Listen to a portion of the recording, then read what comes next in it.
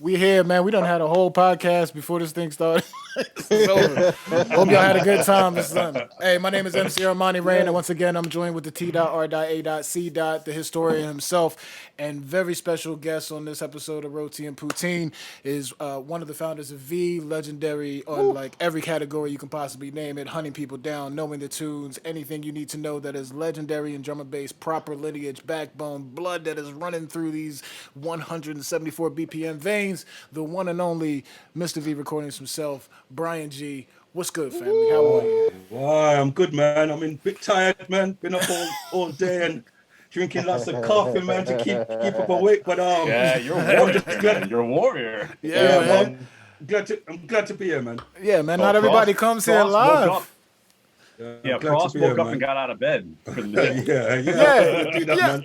I was gonna say actually we should super salute to V for both times coming through and doing this thing live, yo. Like late night Both soul ones shit. came through. No, man, when Track gave me the call, man, of course, Yeah, man. man. Come on, man. Standard, you get what I'm saying? And like, these Zoom things, I'm doing them like every day now. So it's like, it's just what we're doing right now in this crazy time. You get what I'm saying? Yeah. Well, Yeah. it looks like it's about to start back up for you guys. Yeah, but I think these Zoom meetings are going to carry on. I can see like most of my meetings, like I'm not going to be going here and there again. It's going to be like, so this is something really that's good that's come out of this lockdown situation. These Zoom meetings, because we used to go all over the place, and sometimes it was difficult to do meetings or meetup.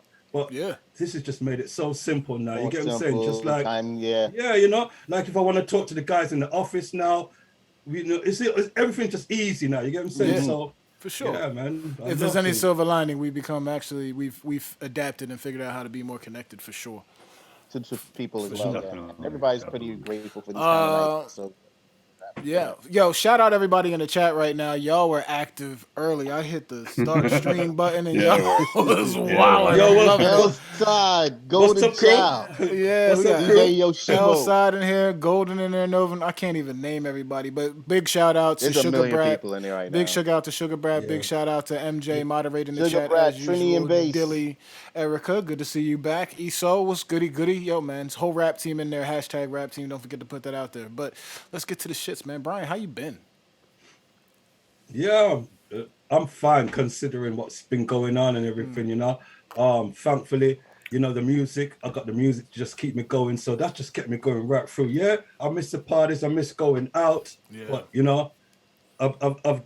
I've managed to deal with it. And as I said, I got good people around me, and this label and the artists have really got me through it. You just mentioned one of them there, L-Side, and it's people like that that's just carried me right through this. And just like every morning I wake up, just like, to take my mind off the bullshit what's going on out there. It's like, yeah, Bryan, the tunes are just coming in and the label's been busy. So yeah, I miss the raves and all that, and it looks like it's coming back. But we've been having we've had a good year, a good 12 months at V considering, and so it's all good. Possibly one of the best compilations ever made was just a couple months back. The future compilation. V Classics might have something to say about that. The V Classics. We're not sure, you know what I mean. V Classics and Planet V, but it's I mean, when I did that future album, those were in my mind. It was like the pressure. I put pressure on myself because I was like, you know what, those albums were legendary. V Classics and Planet V. Those were the compilations that kind of made the label evolve and turned it into what it is now. You get what I'm saying? And everywhere I talk to people, they always kind of remember those albums as like the turning stone, the thing that kind of like what they remember most about V. You get what I'm saying? So when I decided, I was like, man, it's 25 years. I want to do something special.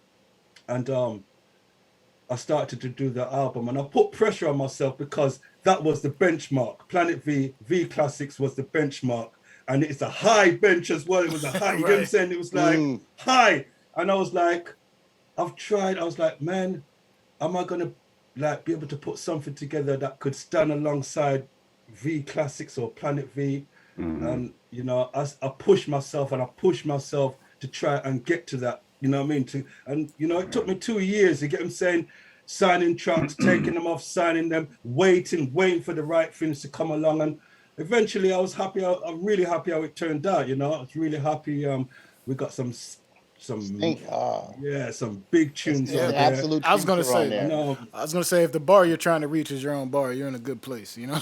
So, no, well, you know what? You know what? I'm always trying to push myself and the artist and everything. I'm never satisfied, and I'm always thinking that we can do better. You get what I'm saying? And the Always. minute I stop thinking that, it's gonna be a problem. You get what I'm saying? So, you know, for me, you know, I'm always pushing, trying to just do one better than the last, get better with the artists as well. I'm always trying to push them to the limits. You get what I'm saying? And you know, that's the way it's got to be. And you know, so I'm never happy. I'm always thinking we can do better. And that's why so much things take so long to come out. Like when we're doing albums and stuff, I'm just, let's just wait for one more tune. Let's just wait. You know what I'm saying? Whereas You gotta push other it. labels might just like Squeeze one more out of that. But me, I'm waiting because, you know, I'm just always thinking we can do better. So Yeah, you know, some of the best products aren't necessarily rushed anyway. So sometimes the wait is well worth it, you know. So, yeah, man. Not only that, but even when been you around. have artists like Elside, when you have artists like T.R.A.C, you have people that are also making sure that their last Man product, Strange. their next product is better than their last. So you know what I'm saying? It works that way. I mean, I know T.R.A.C, I know the tunes he works on. I work with him now more than ever, and I can see that he's always trying to one up the next thing he did. So when your whole team operates like that, you can't be stopped. When are we gonna get you and T.R.A.C on a beat, man? There you go. Come on, Early, that's what we want. I'm down. Armanni Reign and T.R.A.C. Yeah, that should have Well, happened years ago. Let's should've. blink it out right here. We have to blank this out. For everyone Kings who's of not, America. for those who Come on, don't man. know, Brian's already hit me up once before this thing started. Let's do it, man. I'm with it. I'm with it. East, You know I'm East with it. meets West, man. You're from West Coast, yeah? No, he's from the East, East man. Coast. It's Philly and New All York East right Coast. here. Oh, you from Northeast Philly? Philly. Originally, yeah. But All right. I'm down in Atlanta now, but yeah, A-Town for sure. But it's all, holding okay. it down. you know, even in the South, man. it's still my East Coast swag We to me. gotta let that happen, man. Yeah, man, I'm with it. Producers out there, Let's do it any quick. producers out there listening in, man. You got That's the plan. outside of here running around. Oh, the that's gonna streets. happen. That's Oh, gonna happen. listen here. Let's do it. If Outside's listening in, he's probably got that beat ready by the time we finish. Hey, fam, send it to me. We'll mac that shit out in a That week. beat's probably. I know Lenar's got the idea in his head now, and he's cooking up some ideas. And how long is this pod? This what? 2 hours? 2 hours. By the time we done, he'll have like 3 or 4 tracks for sure. Look out in your Dropbox. Look out in your Dropbox. Hey, Elside, focusoverswag@gmail.com. Holla at your boy. Let me type it in the chat right now. You can send me whatever. Here we go. Focusoverswag@gmail, fam. Yeah, man. You're about to Get it do it. poppin'. The song's about to be done before the show's over at this point. Yeah. Send me whatever. Hey, yo, really important question I need to ask you. Like, Yes. this is super crucial. All right. What's your bucket list food? Food. I like to Yeah. set it up like it's bigger than it is, but no, it is important. Man. What's your bucket list for? Man. Like, bucket You know, list. oh man, that's a crazy question because, you know, as a Jamaican, Oh, it's Jamaican food, right? Yes, All of it. yes. Jamaican food. But lately I've been experimenting and just trying different things, you know. I travel a lot, and when I travel, you learn things and I you know almost what I know mean. where you're going sure. right now, Brian. I And already know where you're Just don't right say about hot dogs. now, it's all about the Korean barbecue. Oh. Don't fuck with that shit, man. It's It was not funny. game. I was looking at the chat, and not apparently game. some people already know because they were like Korean barbecue straight off the rip. Listen, Yeah, here, man. because they know me. Everywhere I go around on tour now, the first thing I'm saying to the promoter, Korean barbecue. And most of them know now. So when I get into town, they're like, yeah, we booked up the Korean barbecue for you, right? We booked it up because, man, especially when we go to Canada, it's eat as much as you like. Right. Right? Yes, So, it like, is. you know what I mean? Spot. Yes, They it just is. like, you pay one lot of money and they just keep coming around with the Destroy. prawns and There's a spot like that in lamb. Houston too as well. There's a spot like that in DC too as well that does the same thing now. There's a few of them around. Yeah. All right, MJ, you hear the drill. We're gonna we bringing Bryan Gee to Atlanta, MJ, and when we get here, there's a new spot right in right by over there by Atlantic Station, right by the movie theater. They opened up a brand new Korean barbecue joint. So when things get back to normal, you come through here, we'll take you over there. Korean barbecue. I mean, lately, because I do all the cooking in my yard, you get what I'm saying? Mrs. She goes to work and she comes home and, you know. Shouts to Anna. And I'm doing all the cooking and shit. And lately, I've been a big prawn fan. So I don't know what it is, but, you know, I get the big prawns. They're not the small little prawns, big ones, them, right? Real big ones. And like you cut out the belly because that's where all the shit or all the doo-doo or whatever you want to call it. So you got to be careful. Right. A lot of people just fry their prawns and they don't cut out the doo-doo or the shit or whatever it is. And that's important, man. Right. Because you know people have been giving me prawns with shells on it and stuff. And if you got the shell on it, that means you haven't cut out the shit. So you got to be careful. And like I've been doing that lately now. You know, I'm a real expert at. I mean. You know, I got some secret ingredients. I'm not going to tell you guys, right? And the way I cook it up and everything, man, and shit, man. And then like with the salad and the garlic bread and oh man, it just looking at it looks beautiful, man. You know, Gordon Ramsay, none of them guys got fuck all on me, man. Listen here, when it comes to cooking, don't fuck. Right? Because my mom learned me to cook. You get what I'm saying? Through. Yeah, and most of my life, I live by myself, so I've had to cook. You get what I'm saying? So, you know, I can cook. I'm getting there. The wife's been showing me up for years, and you know what I mean. Yeah, I had to pick. I couldn't keep making the kids spaghetti, so I had to kick my game up a little bit. I got a strong pancake game. That's about it right now. You do, what is it? Wednesdays? Wednesdays almost. Yeah, Wednesdays is like your pancake day. But I tell you, you guys got this place called what's it? Something cheesecake. It's like Cheesecake when you want to pig out with Cheesecake Factory. Cheesecake Factory. When I want to pig out, when I want to really pig out and get some junk food and all that, that's the spot. They got a wicked one in LA that I go to, and a next one in San Francisco, man. And yeah, I love Cheesecake Factory. And we haven't got that shit over here. So when I go to America, I look forward to it. I'm like, it's because we got all the bullshit over here. I even tried to get the tour to make sure I'm in a place where there's a Cheesecake Factory. I'm like, man. Donovan, my agent. We got to hit you with all the food when you come back. Shouts to Donovan, Devious. Yeah. So yeah, man. It's all good. Man. All right, Track. What was your meal of the week, bro? My meal of the week, man. We just sort of did a potluck of a couple of things we had left around, pretty much this time around. Like it was good though. It was hell good. It was chicken soup. It was with a soda on the side. We had like these it was like grounded turkey with some rice and stuff in a little tortilla. Get down, Okay. Shouts to Cat Illa. She gets down. T. It makes it intimidating to go to the kitchen. Did you just say tortilla? Yeah, I can't. I was gonna let it slide. Why I wasn't even gonna say anything. I just tried to let it coast. You know what I mean? I was like, let me do my man. No, we're not letting that coast. I was gonna let my man a solid and just let that fly. Let me get mine off. Yeah, you just are mad tortillas, fam. Just you know what I mean? It ain't about the pronunciation. But I'm gonna be straight up honest with you guys. Like, I got the lockdown belly, right? So me too. And we're gonna be opening up in a couple of months' time, I think, in the UK. So that's what they're saying. So as soon as I heard the news on Monday, I phoned up my sister-in-law because she does this. She's got this sort of health thing going on where you buy all this kind of like shakes and all these kind of food and stuff, and it cost me like £250, a big box. And it's like your complete meal for the month.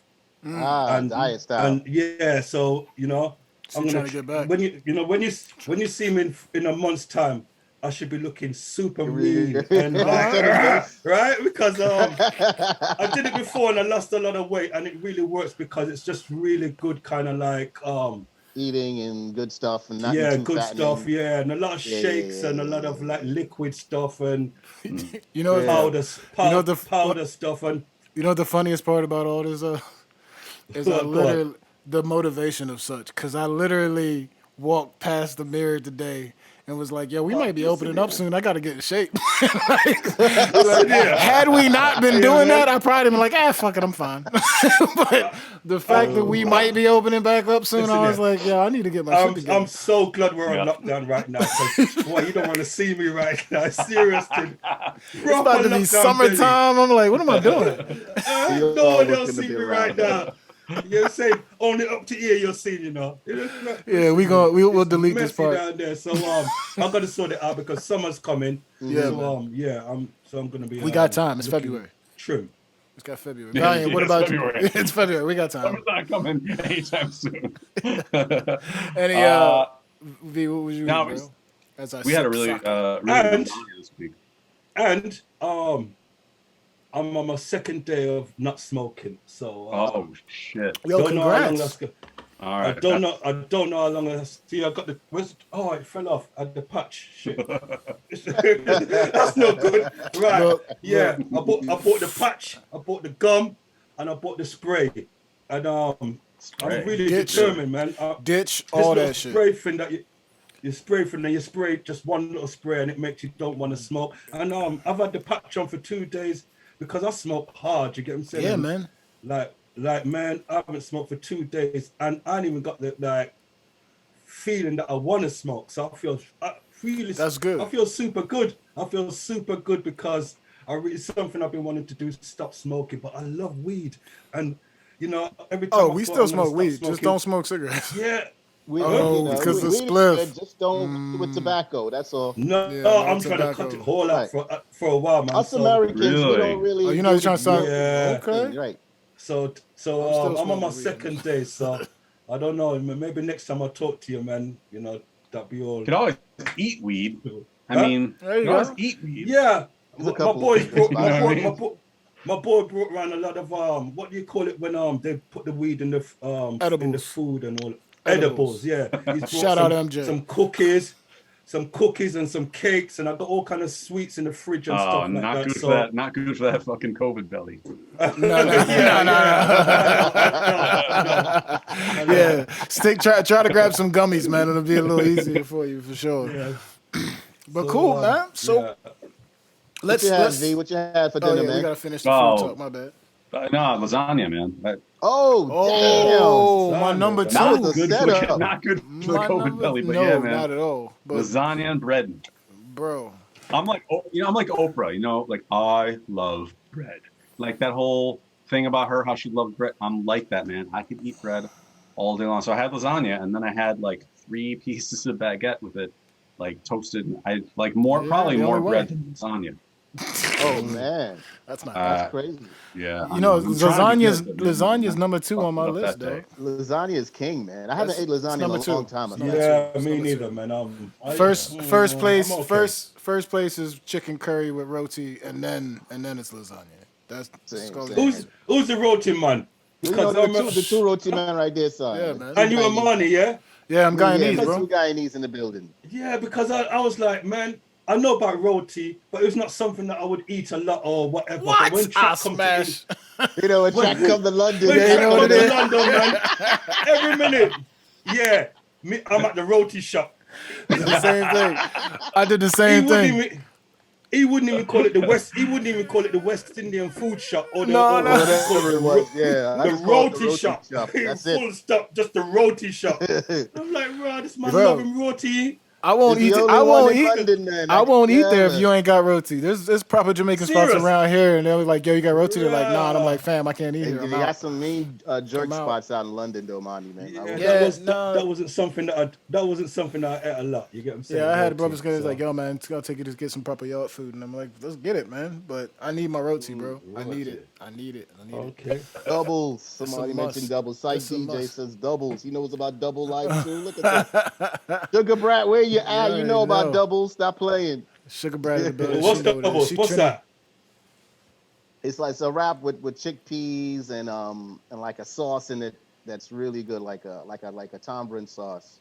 Mm-hmm. Okay. Yeah, it's really good. Yeah, it's real good though. It's like a West Indian wrap, man. It's just like it's like a little it's like a mini roti almost, but it's like not really. It's good. I like my roti separate. I'm not gonna lie to you. Like I like Let me tell you something. Let me tell you another one. Another one of my, China oh and my flatbread God. pretty much. I'll tell you something else which I would pay the flight for just to come to America and eat, right? And this, the only place I see it is in Chicago, and this is like Korean tacos. Oh, they're everywhere now, bro. Woo! What? It's like, Yeah, yo, serious? there's two major Everywhere. spots here in Atlanta. Like there's a place here in Atlanta. Man. I'm gonna give them the props for those. Yo, thank you for the who is that? You following now? Big up. There's a place right here in Atlanta called Hankook Taqueria. And you would never know it's there. You drive right past it. But they opened up another place called Yumby, which is like smack dab in the middle of downtown, bro. And like sesame Korean fries, tacos. ladies and gentlemen. And they do Korean taco. Korean tacos, sesame fries. No, man. Like, That some open shit, Asian bro. Mexican fusion has Listen here, man. the continent, man. Big time. You asked Christina Tamea, because she brought me there when we went to when we went T. to Chicago, and she brought me there, and she had to bring me back a few times. Yeah. And listen here, Chi-Town is the king of fusion. it's one of the nicest. Oh man, Yeah. if you guys I love haven't Chicago. tasted that before, Korean tacos. Yeah, man. Trust me, wherever you guys are listening in, I went on the internet. I was trying to find it in the UK. I was typing Korean taco. I couldn't find it anywhere. I said, Christina, send some over. Oh man, this. You looking for tacos like we look for Nando's and shit. Oh, you guys ain't got Nando's. We got them now. Very sparse. They're like all over the place. There's a couple in Atlanta. No, there ain't none in Serious? Atlanta. There's none in Atlanta. There was a bunch in DC and spread out through. But we get the sauce now. We just literally buy the sauce. I make my own damn chicken. Yeah, man. But yeah. All right. So look. Nando's is the bomb. Yeah, bro. It's different. People who don't know what Nando's is, my wife loves spicy foods, and when I finally bought the sauce that brought it home, she stopped using every other sauce because I took her on the journey, man. I showed her where the piri piri come from and all that, man. So she was in it. Yeah, man. He was But all look- for it. That's what's up. Let's get I to the like shits, how man. Armanni's like, look, and then he's like drinking water. Because I want to. I ain't It's gonna called a lie. dramatic. I ain't gonna lie, but I ain't gonna lie, but I think I must be the only black man that don't like pepper. Listen here, I am putting no. Spice. I know. That's the no, reaction no. I get. What? No, I don't blame like you. I don't like no hot pepper on my food at all. I don't want to think about my food. I'm with you. I'm with you. I don't No, mind a no, little this spice. is wrong. I don't mind a No, little it's spice. gotta be wrong, Yo, bro. I here's want the to other, taste my That's food gotta be stuff. wrong. same. Here's the other thing too. Is like, yo, like I rebelled against it because I grew up on it, so everything was spicy, fam. Yeah. Like, Pepper was when my pepper grandmother- life, man. What's wrong with you guys? yo, when you Everything red pepper, everything. pepper, and I'm like, dude, the Pepper is ginger life. proper ginger beer is spicy. I'm like, fam, my soda's spicy. I've had No, enough. I grew up No, around no, Asian. I grew no. up around Trini. I grew up around Grenadian. I live around spice. Spice became me at some point. I used to go home It with was- I don't homemade like- pepper jars, if you understand what I'm saying, man. yeah, you're like Darrison. Darrison can eat. Darrison, Darrison, Darrison, man. ought to do it. Darrison they eat all the raw hot peppers, them, you know. No, and man, I he don't loves it so much. He carries a bottle on tour with him, or every time he goes to like, hot sauce in his bag. He go to the restaurant and he'll go in his bag and He's pull out got his hot own sauce in his pepper. bag, swag. Yeah. He did the Beyonce. That's crazy. But yeah, man, I can't do it. I don't want to think about my food, man. I just want to eat. Nah, because when I do that, I'm just drinking water. My tongue, I'm out. Like, what the fuck's all that about, man? I want to taste my food. It's because spicy people take it too far. Like there's spice for taste, and then there's spice is like what you don't need to be eating that. Like something's wrong. Well, yeah, you're right. That's I one agree of the with things. that. That's one of the things in life I've never understood. Putting lots of pepper on your food. Fuck that shit. I'm like, nah. No, sometimes it's perfect. I'm not, you can overdo it. You can kill your food if you put too much, especially. Yeah, nah. But it's all on tolerance on what the person is. You don't want to eat pepper instead of eating food. You know what I'm saying? So, Right. But yeah, so I get that. But but I need that little kick sometimes, man, just because it makes me wake up for some reason. I don't know what the hell it is. I be having people blowing their noses and tearing up. Like, what is that? Just eat your food. So you guys remember? You're You guys sweating remember all when? that shit. You guys remember when Hillary Clinton was on the Breakfast Club and she said she carried? She said said she carries carried a hot pack of sauce hot in her sauce purse. in the purse. And Yeah. Charlamagne's like, get the fuck Fuck out outta of here. here. She lied her ass off, bro. She ain't had to do that. Yo, if That she'd was have pulled, some of the worst pandering I've ever seen in my life. if she'd have pulled a hot sauce out of her bag right there and then, though, she'd have been the shit for life. Yeah. No, she probably put it in there just for the show. She would have pulled it out. Or when he somebody told the Breakfast Club to ask what's in her bag, and she pretty much knew it was coming. Hot sauce. Hot sauce. I was like, what? Yeah, It would have right been now. PR or not. That'd If be- she'd have pulled hot sauce out of her bag, we'd have loved it. Don't even front. We were like, yo, Hillary's That's true. shit. You're right. You're right. So so like, what's going on over stateside? You guys looking to get like open up soon, or No, we just doing this talk of that podcast yet? forever. We don't even know if we're gonna have a country in like 5 years. So Wow. Nah, we're doing all right. The vaccines are rolling out. We're hoping everything starts to get together 50 by million summer, man. vaccinated right now too. So 50 we're on million. we're on the same path y'all are. To be perfectly honest with you, it But didn't you look guys got it it didn't look easier, good, man. I see it. Yeah, you guys are organized. Yeah, you guys got festivals is ready to go, and we're like, Yeah, I ain't gonna lie, I'm trying to just kind of keep my feet on the ground about it because it seems like just, I mean, 2 weeks ago they were telling us that nothing's gonna be happening all year and we won't be partying until next year, and then like last few days they're saying like, yeah, in the next couple of months it's all go, and it's like, hold on a sec, how can it just like move from, it's going to be nothing going on this year, nothing till probably next year, and then in the space of a week everything's going to be opened up in a couple of months. And I'm thinking, do they know something we don't know? Because you know they do. No, they don't. I don't think they do. I think they're just being optimistic. I don't know. It was weird because you're right. It was different for us because we're not as in tune as you are. So for me, it was a literal weekend. Like as far as I knew, last week y'all were shut down, and then Monday they were like June 21st. And I was like, not only did you say a couple months, you gave a specific date. Like we gonna open this up. I was like, wait. I ain't gonna lie. I'm glad. Because I want to get back to normal and I want to get out there and DJ and stuff. But it just seemed like so, quick, and I'm like, wow, because I was thinking there's no way we're going to have festivals. Maybe I thought, we'd have some maybe social distance events and stuff like that, but they're saying, nah, go for it, all out, your festivals, whatever. No more social. So I'm thinking, I'm 50-50 on it. I want to get back to normal, but I'd still be rolling out with a mask and telling people to stay the fuck away from me. Yeah, I'm still going to be careful. You know what I mean? Yeah, I mean, it looks like all these DJs they with masks. want to get people riled up and excited, and hopefully they listen. But it just feels like once you mention that it's time, everybody's just going to run outside and just lose their mind. And it's like, hold on, let's not fall back into the same thing again. You know what I mean? Well, we never really closed down to begin with, so we never closed down. You guys never closed down. Depends where you go. We're just pushing it forward. I live in Depends Atlanta. where you go, exactly. Florida's like a state away. So what's the state? What's the state of in America now? Like, shops open, everything's closed down. It depends on where you go. 120% depends on where you are. There are places of the country that you can't move, and then there's Florida. Florida, fucking hell. Florida. You're either fucking it up for everybody. Brian, if they heard Brian was coming across, Florida would book him right now, boy. Yeah, they're booking people now. Florida is just off the chain. Serious? Florida's crazy. That's Trump country, baby. Yeah, Florida never closed at all whatsoever. Never closed. Not even a little. They hit numbers and all kind of. Atlanta closed for like 2 weeks, and then like, all right, that's enough. And then so like most people must be like, shit, I'm going over to Florida then, or going up to Florida because that's where all the action is.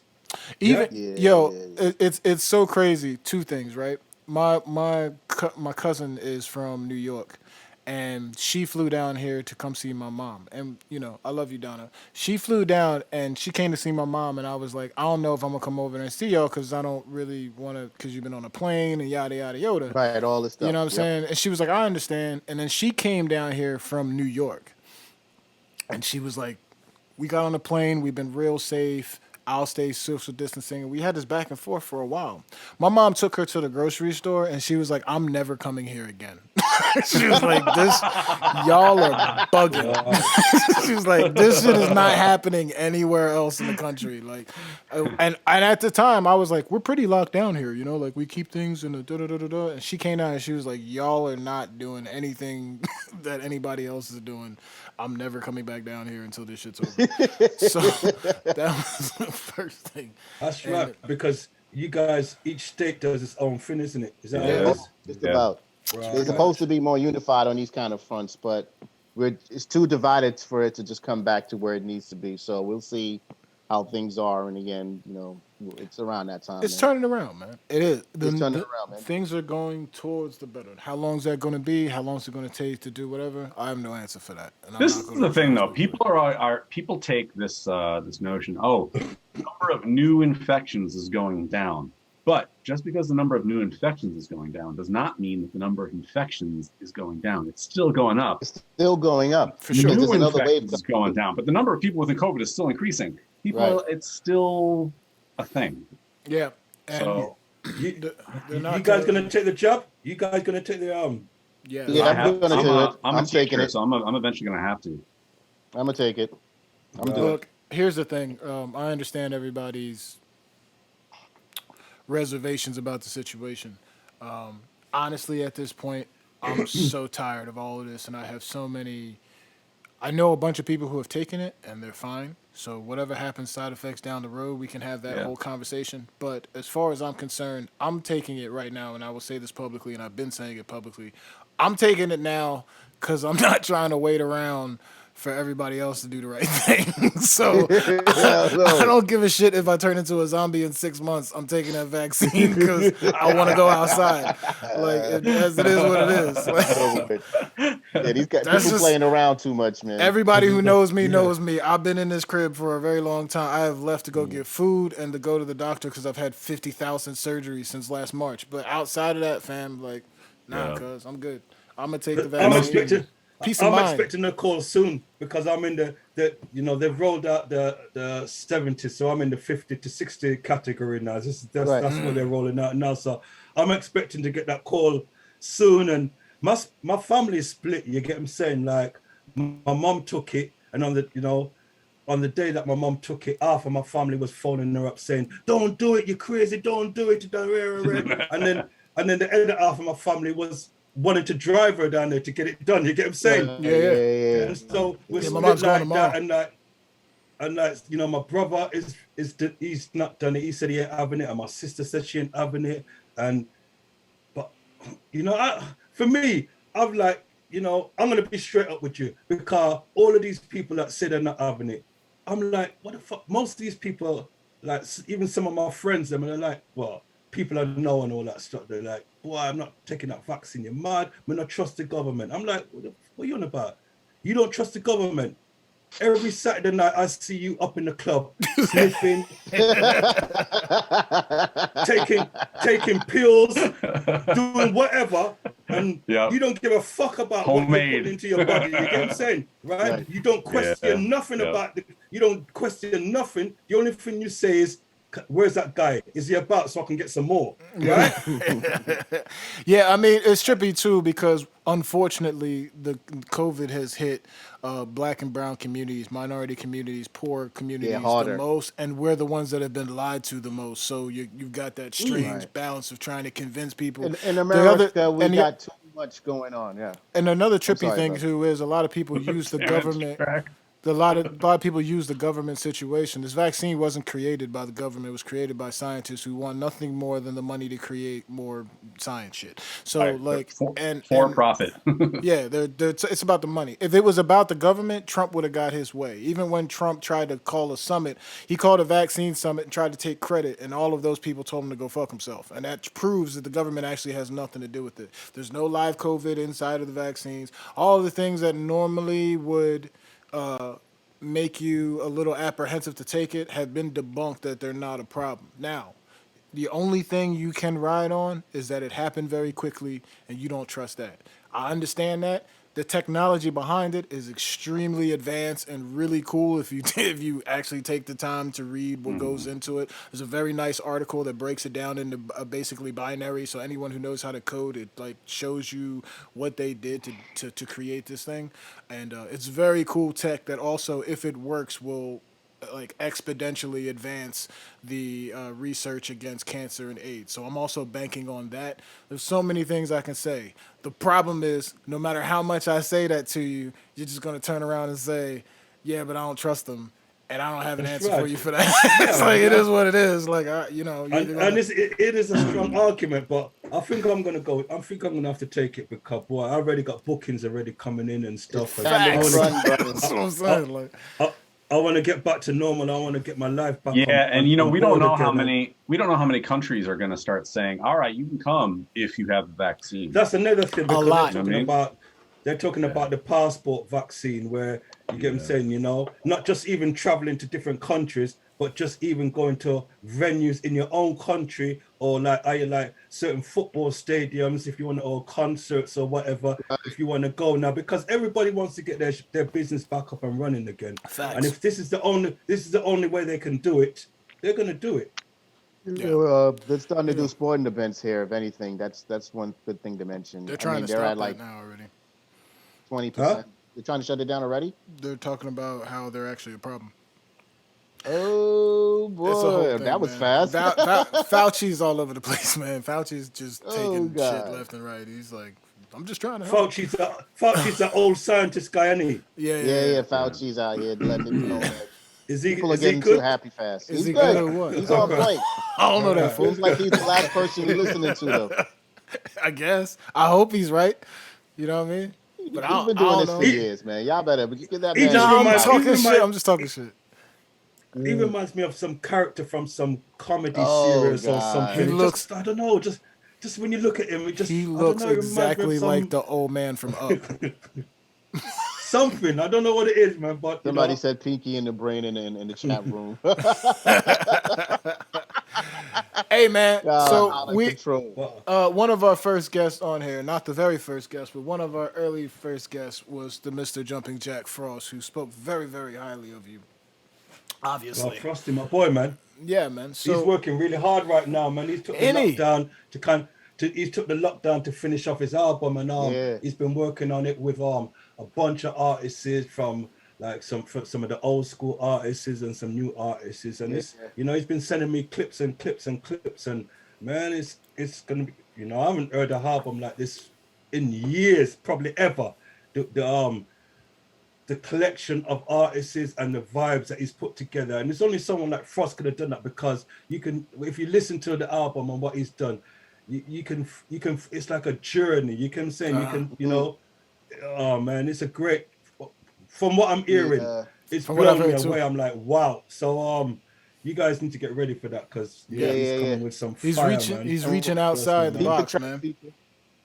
But yeah, Frost, my boy, man. He's, you know what I mean. And so let's hear your version of how you two became the dynamic duo. Let's hear it from your side. Yeah, how did you guys link up, Brian? Frosty. Oh man, damn.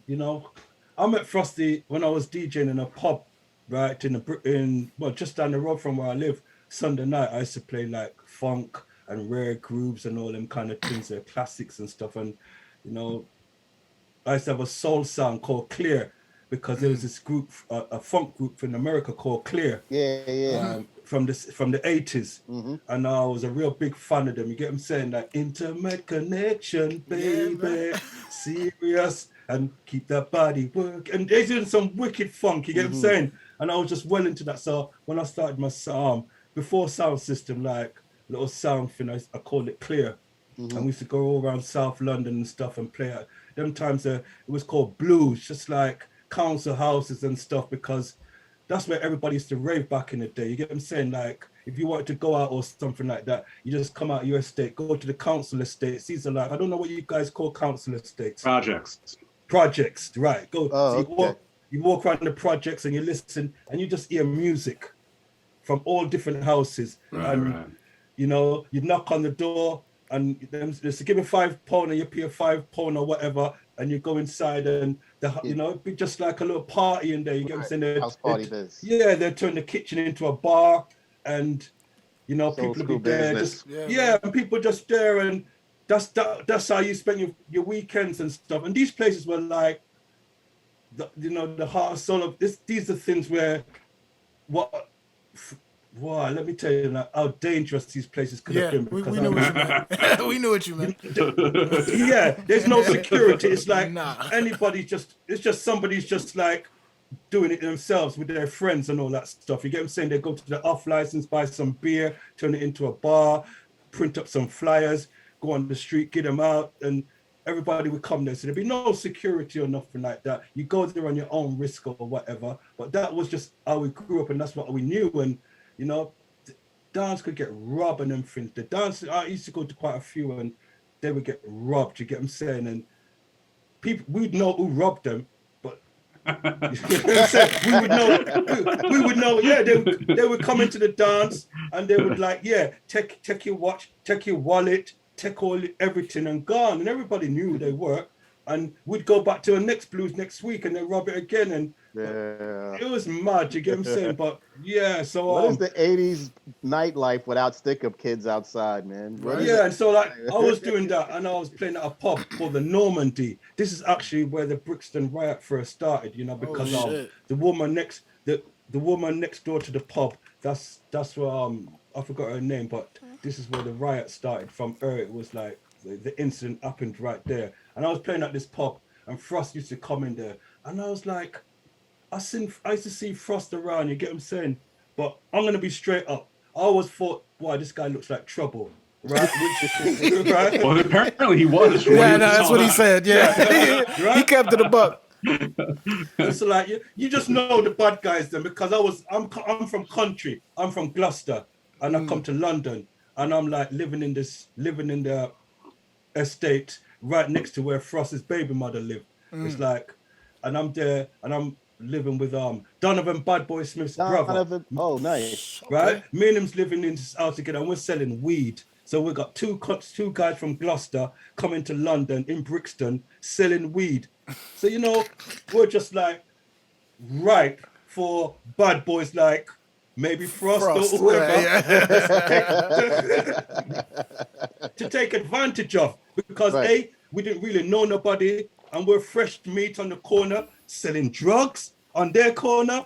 So we were taking a chance, you get what I'm saying? And I remember one day, before I met Frost, one day he come and he knocked my door, and he was like, yeah, can I buy some weed? And I looked at him and I was like, rah. And I see a big, long, dirty cut around his face like that. Big, serious thing, right? He had a big, this cut looked like it looked like somebody cut him an hour ago. And that's how it just looked raw. Right. Right? And that just made him even look more dangerous. You get what I'm saying? Because you don't get them sort of cuts there for nothing. Right? So I'm thinking to myself, why? You earned it. Right? So I'm thinking to myself, nah, I ain't got no weed. Because I'm thinking this is going to be a setup or something, like he wants to see if we've got weed and then go back and his friends. I don't know. That's what I'm thinking. You get what I'm saying? So I left it at that. I never thought nothing of it. And then when I saw him in the pub again, I was like, right, him. But I never said nothing to him. And then he approached me and tried to sell me some dodgy watches or something like that. You get what I'm saying? And I'm like, nah, man, nah, I'm not really interested in blah, blah, blah, because I'm just trying to keep this guy off, you know, as far away as possible, because it's not just Nigel, but he moved with a crew of guys, and they were bad boys, you get what I'm saying? And you could tell as well, you get what I'm saying, you know, I used to see them all around Brixton, and the way they move, you can just tell. You know when you could just tell. So I was like, you know what? Nah, I'm not really interested in blah, blah. And I'm there playing the funk music and stuff.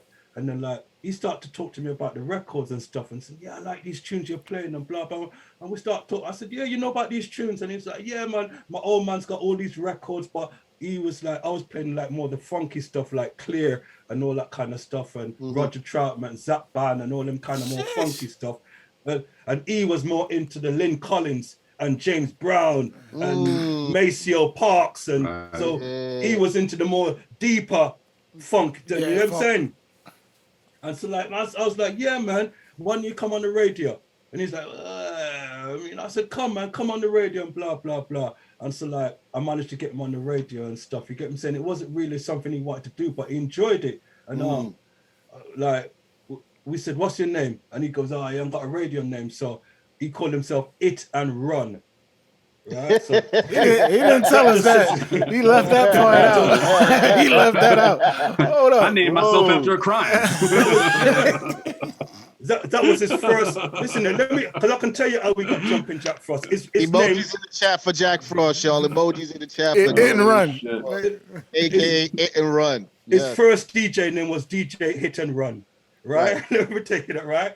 And like we carried on like that, Hit and Run, and then he only changed his name because they were throwing out licenses for radio stations to go legal, and we decided, oh man, we want a piece of this shit, man.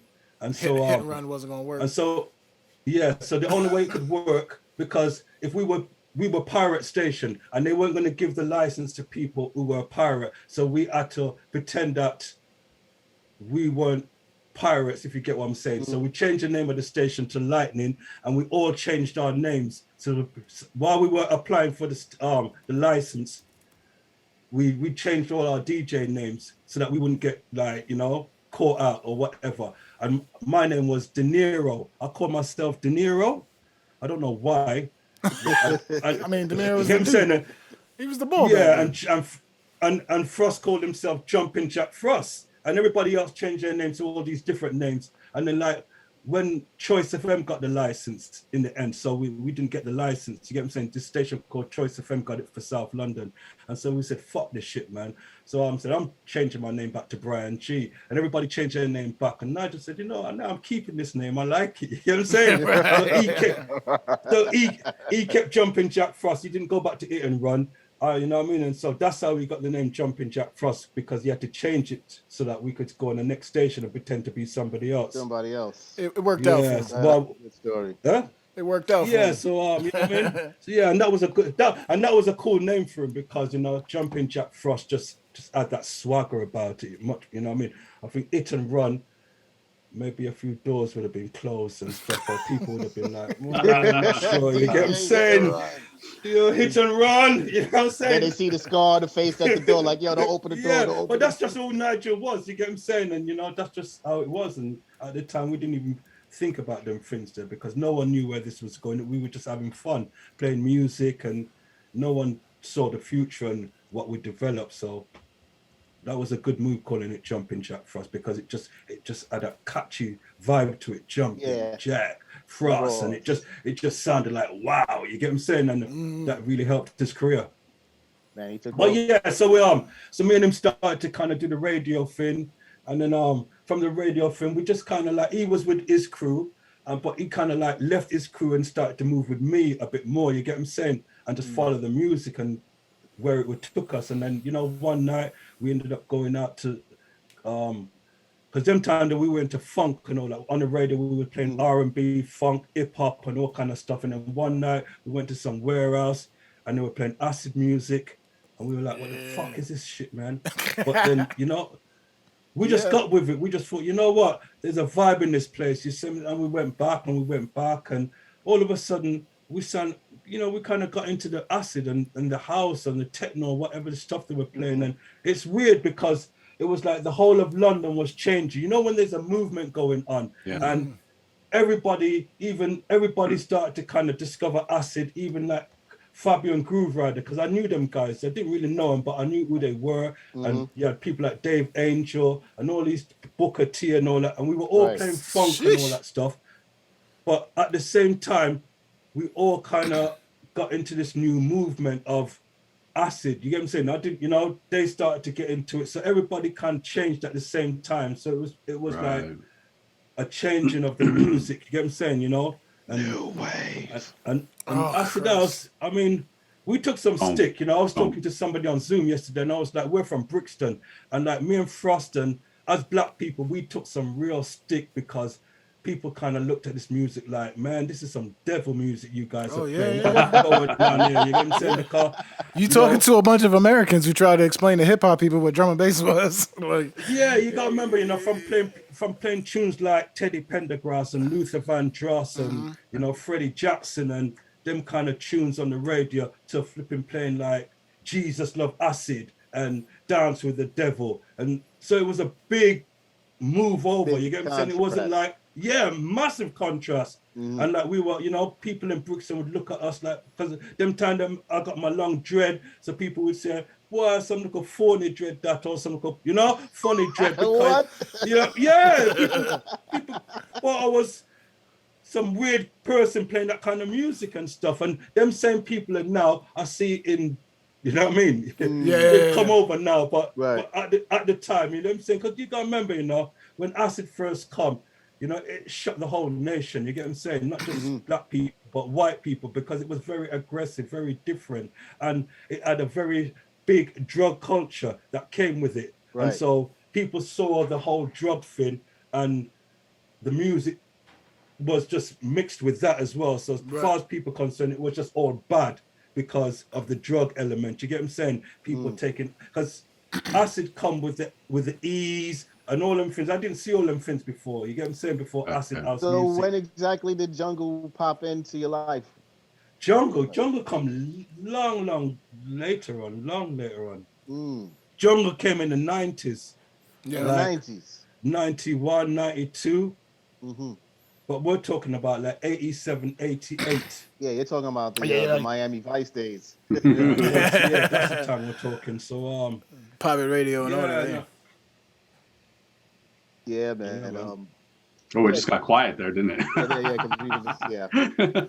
Yeah, man, because like I said, you know, we went through the acid thing, and you know, it wasn't just us, you know, Groove Rider, Fabio, loads of us all went through that acid thing, and people didn't understand what it was about. But for me, you know, I could always hear that tribal feeling when I listened to acid and certain house music and all that. There was a blackness in a lot of it that, you know what I mean, that I could have, it had a tribal rhythm, a tribal vibe to it and stuff. And and those are the things that kind of made me kind of relate to it, you know, even like the acid, even like, you know, early Mr. Fingers and all them boom, boom, boom, boom, boom. They were all tribal kind of stuff, tribal bass line, tribal beats and stuff. And so, you know, I could dig it. I could get with it. So man. You were basically on the ground in that movement as all of that started to morph into what would become rave culture. And in the UK, for a lot of people that are in North America right now watching this, rave culture was real different than what we experienced over here. So what was it like being literally on the ground of an underground movement as it was developing? And what did it look like in the media? Well, you know, the media always, you know, will always give it a hard time. Young people having fun, you know, then, you know, the media is not going to like that, is it? Because we're not supposed to having fun. And the drug thing, as I said to you, the drug thing was like, kids were dying when acid first come out. You get what I'm saying? You know, people were taking E's and kids were dying. And so this, you know, everybody was just negative towards it. So it just had a bad kind of like, and even just like the way people, when you used to see pictures of people in acid parties and stuff like that, and you look at their faces and they're all like chewing off their faces and going crazy and dancing to the lights. And so people looked at that and I was like, that's not normal, because how the music made you react, you get what I'm saying, was like some worshipping kind of weird cult looking thing from someone on the outside. You get what I'm saying? But people would dance to acid and they would put their hands up in the air like they're, and it was weird. You get what I'm saying? And all the hugging and all the kissing and the ecstasy made you all lovey-dovey and stuff and made you high, and it was a weird kind of thing. And it took me a long time to get into to understand the drug part of it, because I'm as a black man, you know, we were just smoking weed and we used to look at these people like they're fucking crazy, like, man, you get what I'm saying? People popping E's and this thing called amyl nitrate that smell horrible, and LSD that make you want to think you can fly and shit like that. And we was like, that's crazy shit, man. So you get what I'm saying? We kind of separated ourselves from the drug side of it. Yeah. But we got into the music.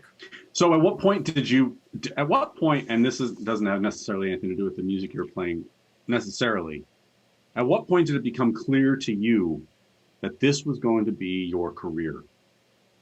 Like music, playing music, being a purveyor of music. At what point did it kind of click to you that like, this is all I'm going to do? Boy, you know, I never really thought about that.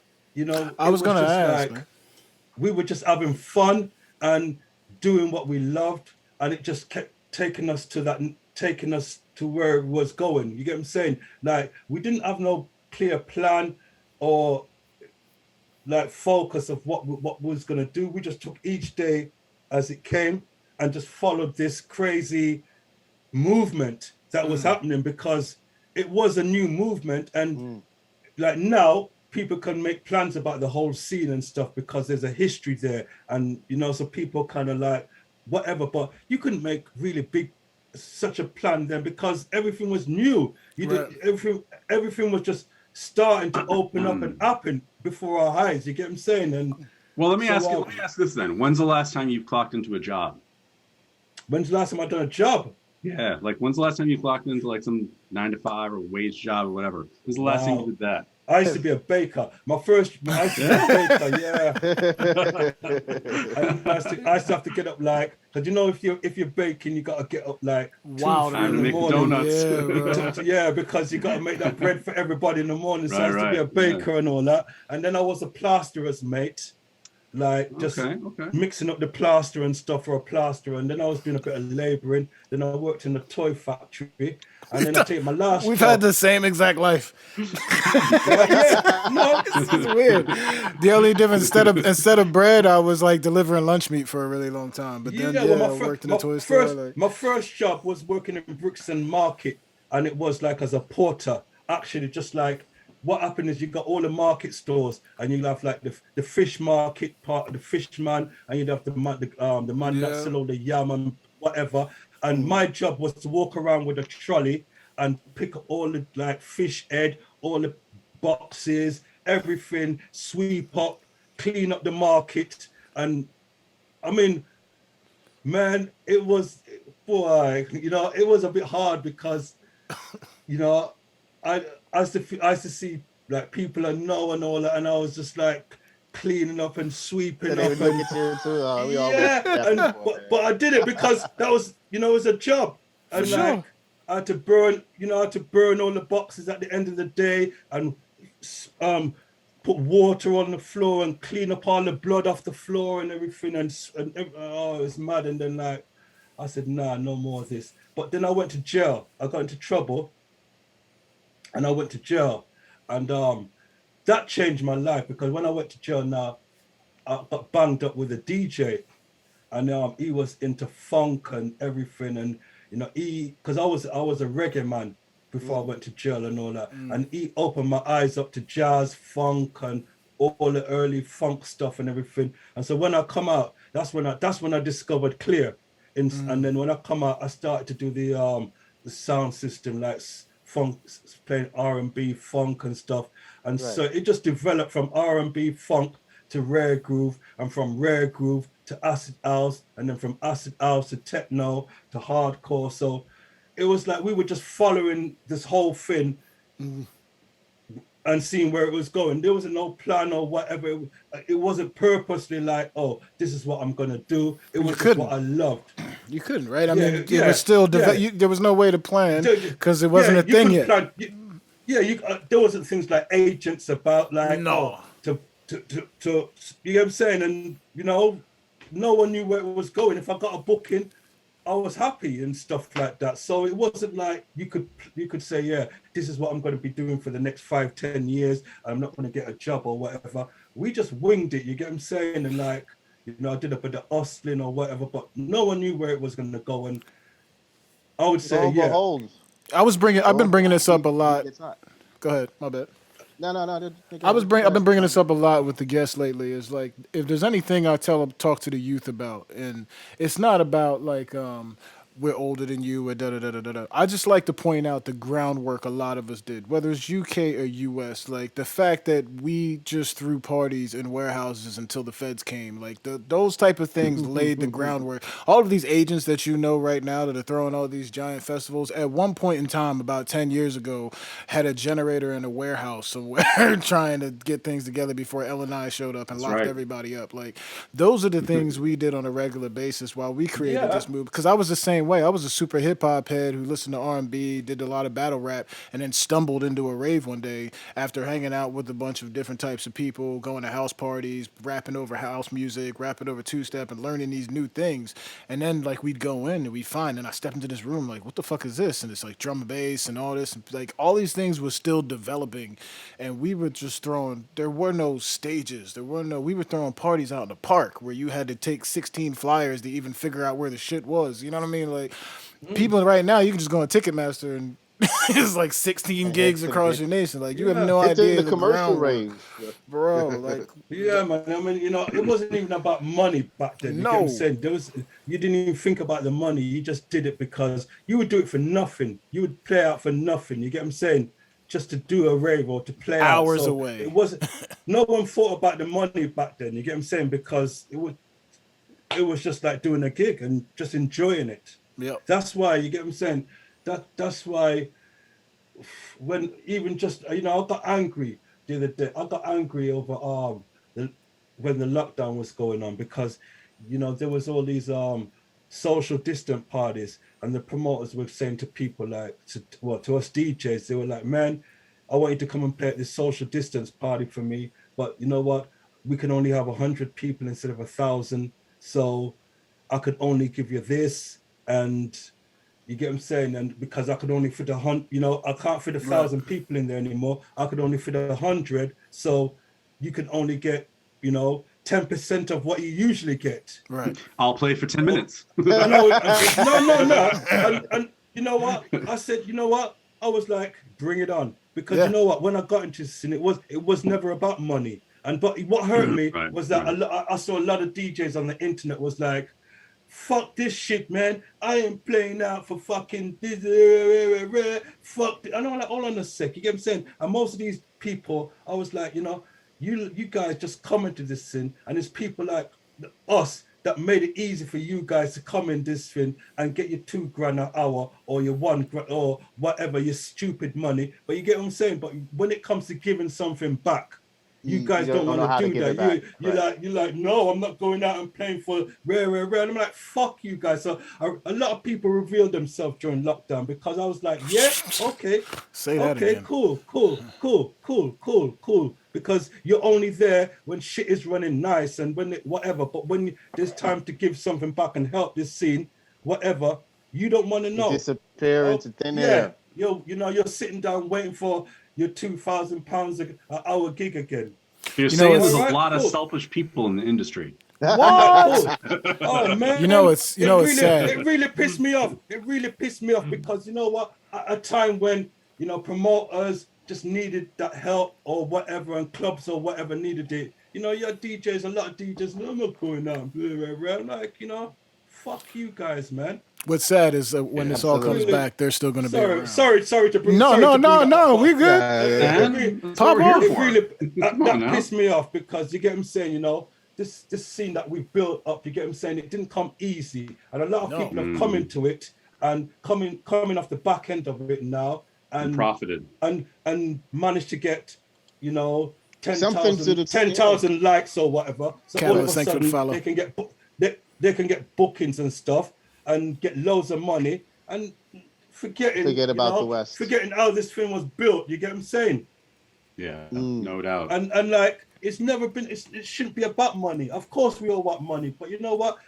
I wanted to DJ because I love music, not because I wanted to make money. Money came with it. You get what I'm saying? But that was never our thinking about it. Yeah. And so I see them, and I'm like, yeah, cool. Maybe we should go into a tune real quick. Maybe we should go into one real quick. He's trying to smooth it out. He's trying to smooth it out a little bit. I get it. I understand.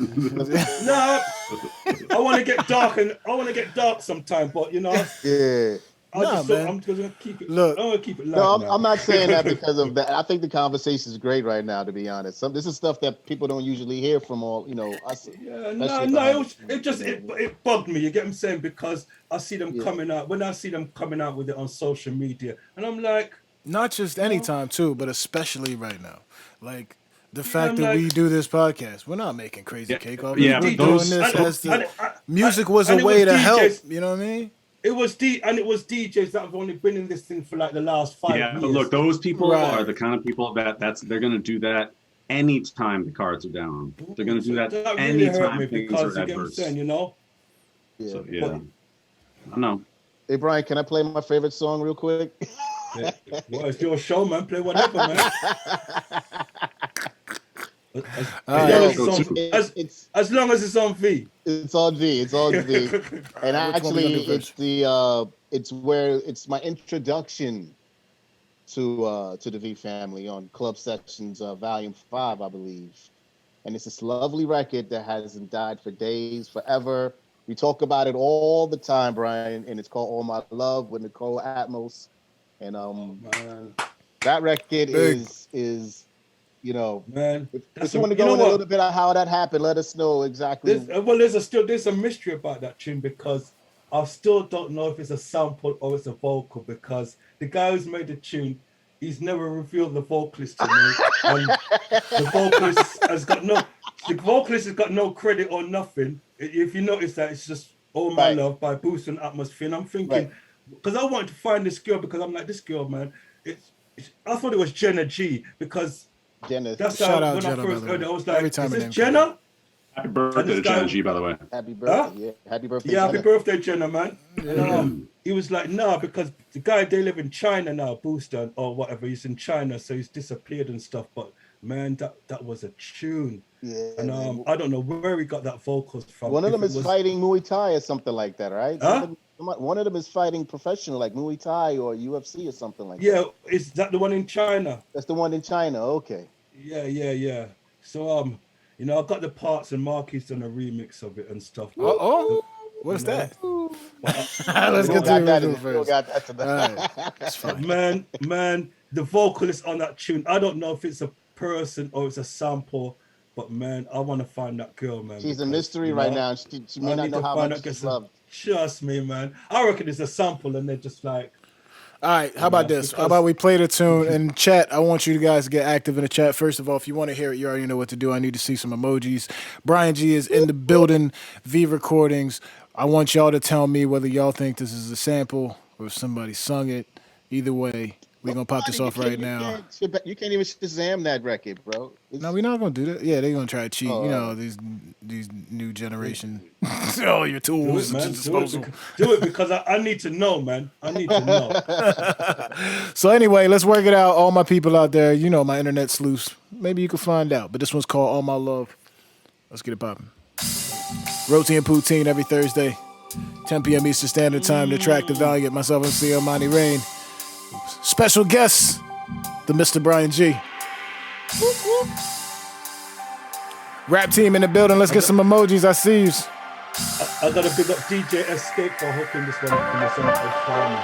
Good friend from Birmingham.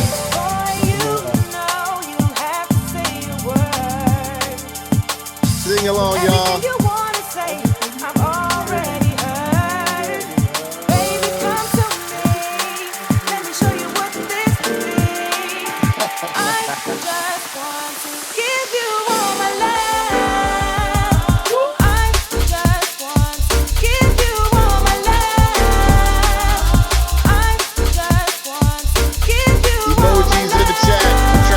Song will be right now.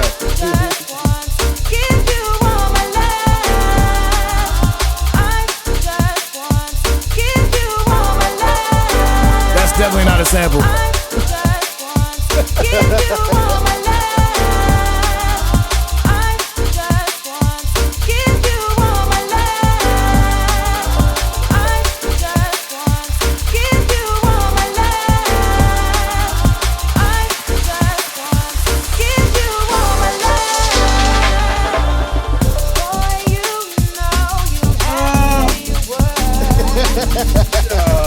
Everything you want to say, I've already heard.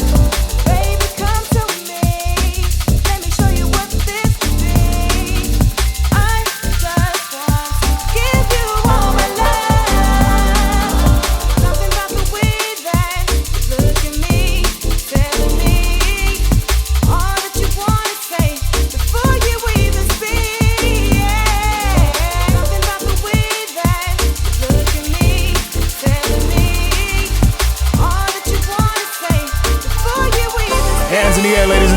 Roti and Poutine, let's go. Gang, gang. We got the V-Boys in the building, y'all. Let's do it.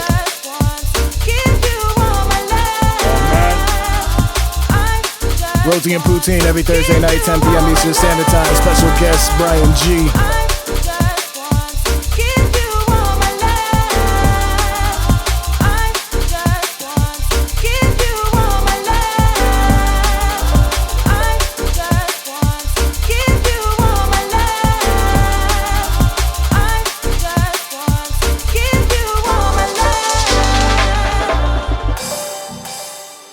Vibes, man. Yeah, man.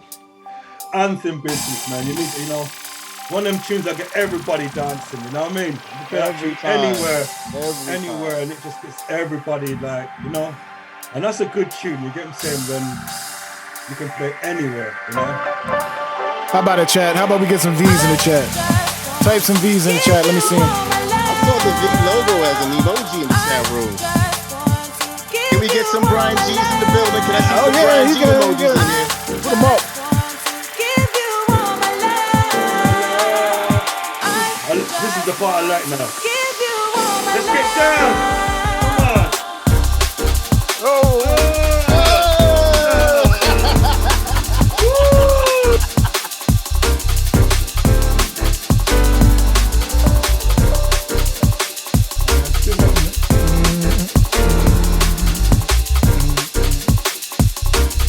Shout out to my man Devious. What's up, D Donovan?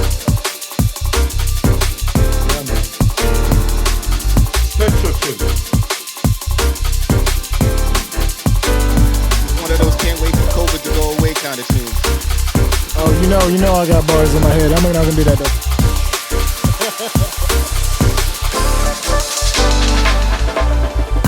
Big tune.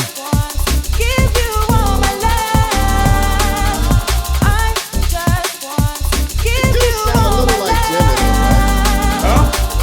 It does It's sound a just little like like Gemini.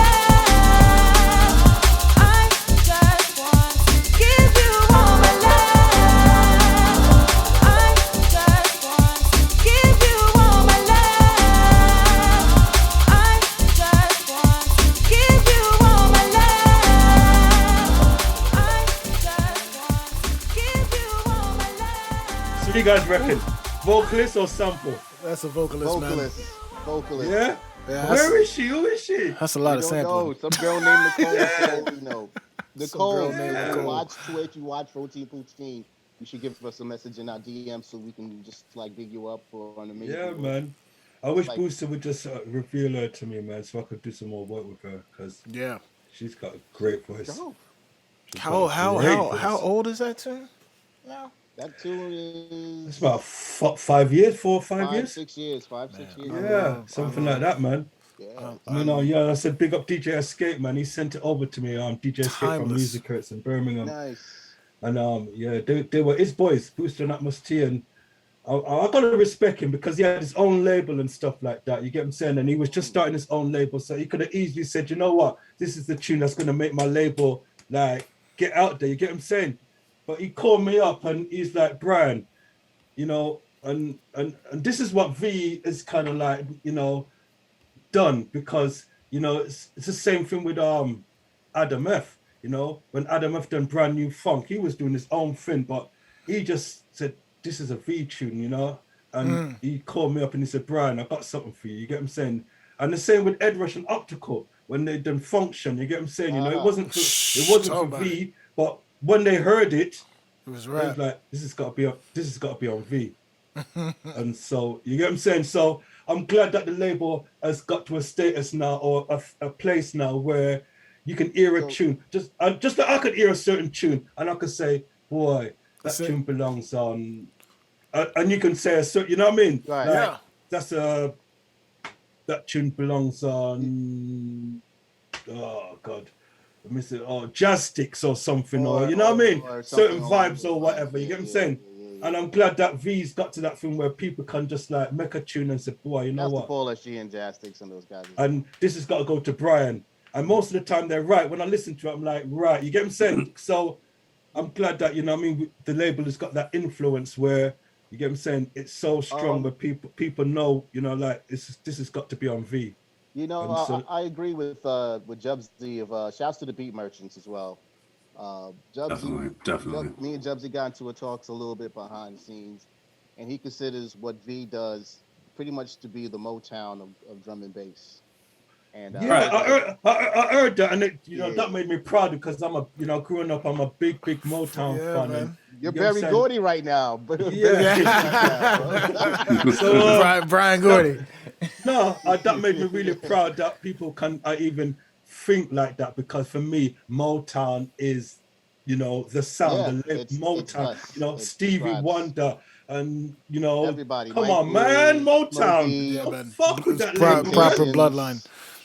Yeah, Yeah. so you know, so to be even associated like the drum and bass version of it, it's, you know, I'll take that, man. But yeah, you know, I'm just glad that the labels had a influence on people, because it's never been about money for me. It's always just been about the love and the music, and to bring through artists and you know, watch their journey and enjoy watching their journey. You get what I'm saying? And you know, I know there's always going to be a day when they move on, and that's why I'm always looking for the next new people to bring in. You know, we brought, you know, we had Ronnie, we had Cross, we had Die and Serve and all them boys, and I thought that would never ever end. You get what I'm saying? There was, you know, you just sometimes you think things are going to go on forever, ever, and it didn't. And you know, Well, when they it left, kind of did. The V25, everybody was back in the house. yeah. But what I'm saying is though, you know, they went on and they got signed by achieved, Talking. right. Yeah, they went Right. on and got Talking signed by Heads, Talking right. Loud, Talking Loud. Yeah, I'm sorry. Yeah, and that was like just when they were just like killing it with V. You get what I'm saying?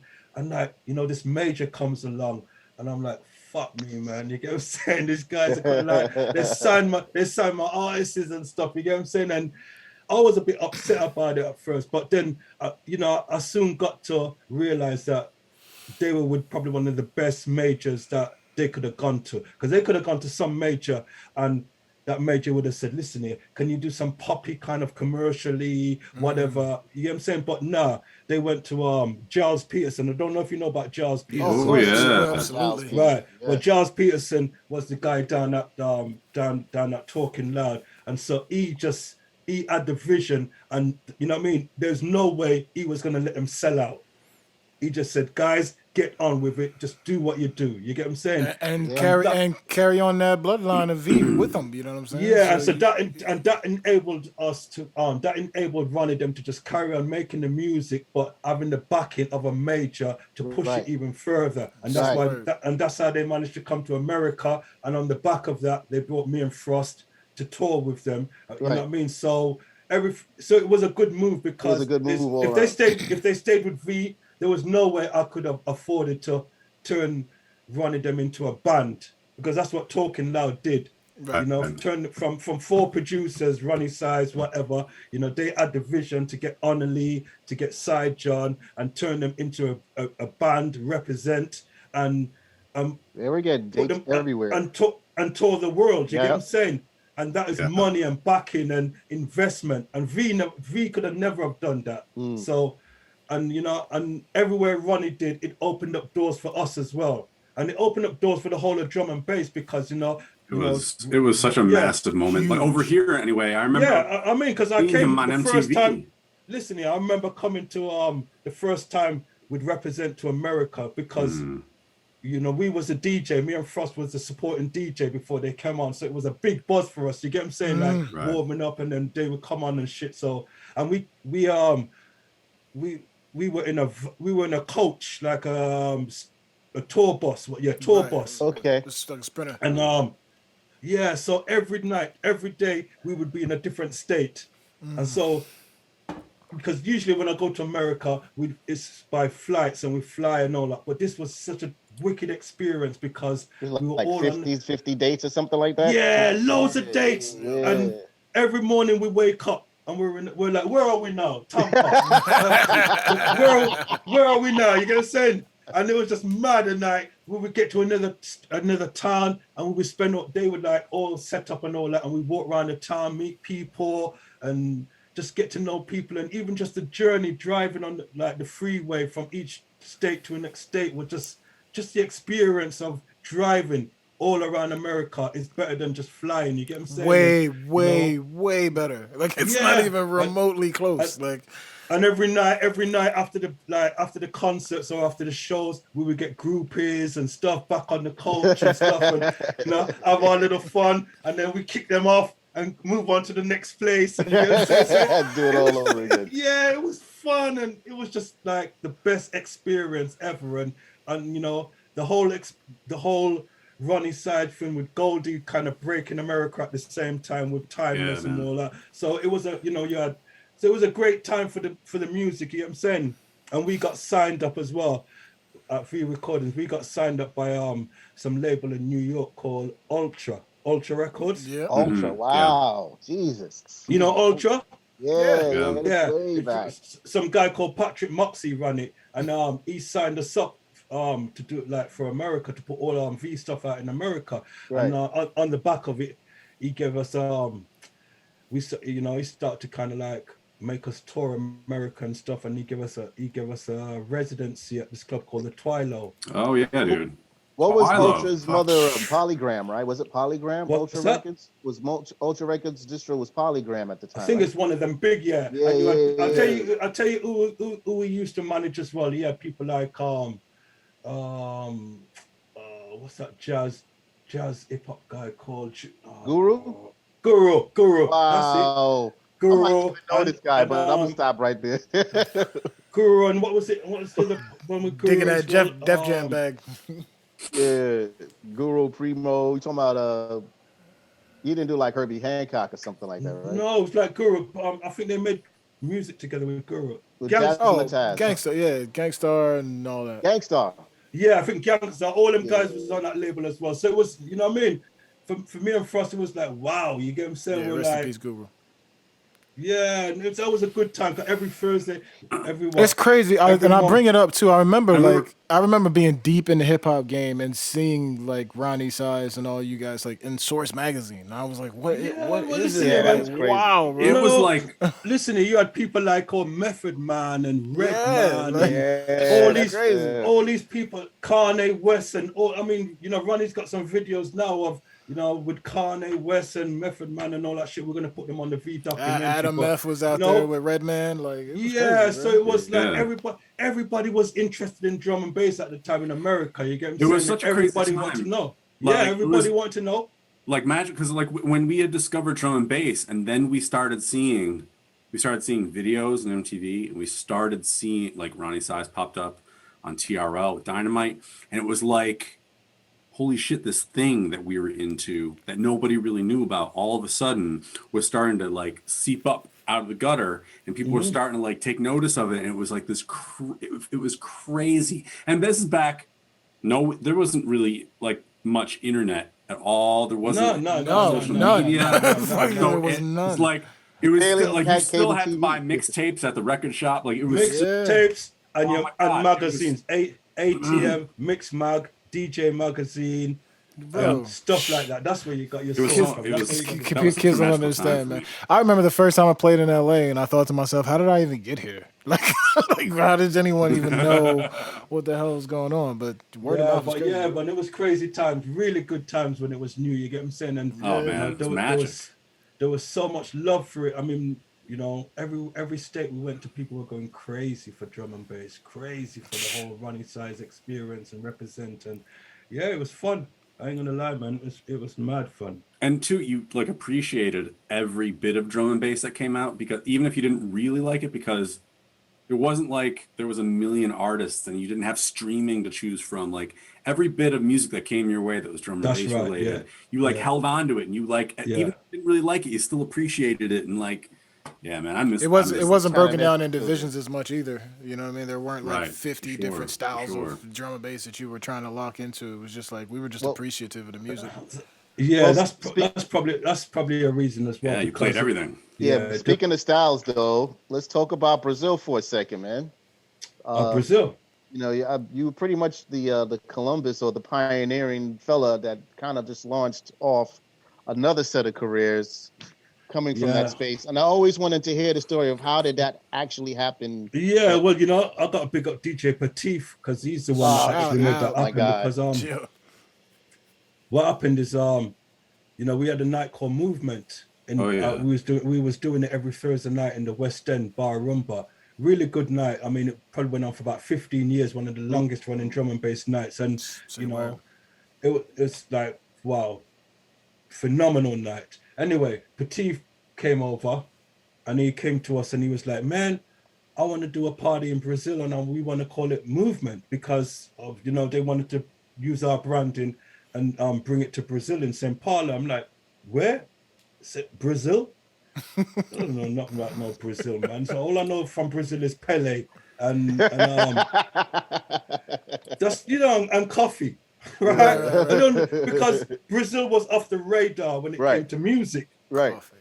Complete. There wasn't no one doing any music that we've heard from Brazil, and this is the first time, you know, I could connect with Brazil and Arfin. You get what I'm saying? And so, just I don't know, man. Maybe it's a natural thing. You don't really pay that much attention to it or whatever because it just seems like just some dude just talking something that is probably never going to happen. You get what I'm saying? Brazil, I don't know about that, man. You get what I'm saying? You want to take our brand and bring it to Brazil? Nah, mate. And he was persistent. So I had one of my partners and all that, you know what I mean? I had a bit of time called Ado. He kind of like, you know, listened to more what Patif was saying. And he was like, "This guy's serious, man. He's serious about us doing parties in Brazil." And that time I'm just busy doing my thing. So I'm like, I don't know, man. You get what I'm saying? He's like, "Well, I'm going to follow it up." And so like Patif persuaded Ado, my partner, to come out to Brazil. Oh, wow. He said, "Listen here, all right then, if you don't believe me, you come," because he was telling us that there's a little scene out there and stuff, and, you know, but we was like, in Brazil? Get out of here. You get what I'm saying? Just, and Ado said, I think Ado probably just went for the holiday and just thought, you know. But look at some Brazilian women or something. Not a bad place to be. More than really chasing up this party, he's thinking, you know, a free trip to Brazil. Yeah, why not? Why not? Right? So like, he's out in Brazil now. Brian, you need to get your fucking ass out here. Wow. Yeah, buddy. Things are going on. I'm like, yeah. He goes, "Listen here, get out here." So I'm like, okay. And so they booked me a flight, and I went out there and turned up at this club called Lovey. Thursday night, just like what we do in London, Bar Rumba. It almost looks like Bar Rumba. The same size, the vibes of people. When I got into this club, I'm like, hold on a sec. This place is pumping. It's just like vibing. People are going. The energy in the club is just wicked. You get what I'm saying? And like, the girls are really hot. You know what I'm saying? It's like Brazil. You get what I'm saying? The girls are really hot. The guys are friendly, and you know, I'm liking this place. You get what I'm saying? I'm saying okay. And then like and like the DJs are playing good tunes and all that. So I'm just like, yeah, okay, because you know my bag is full of dubs. All right, so I'm ready to kill.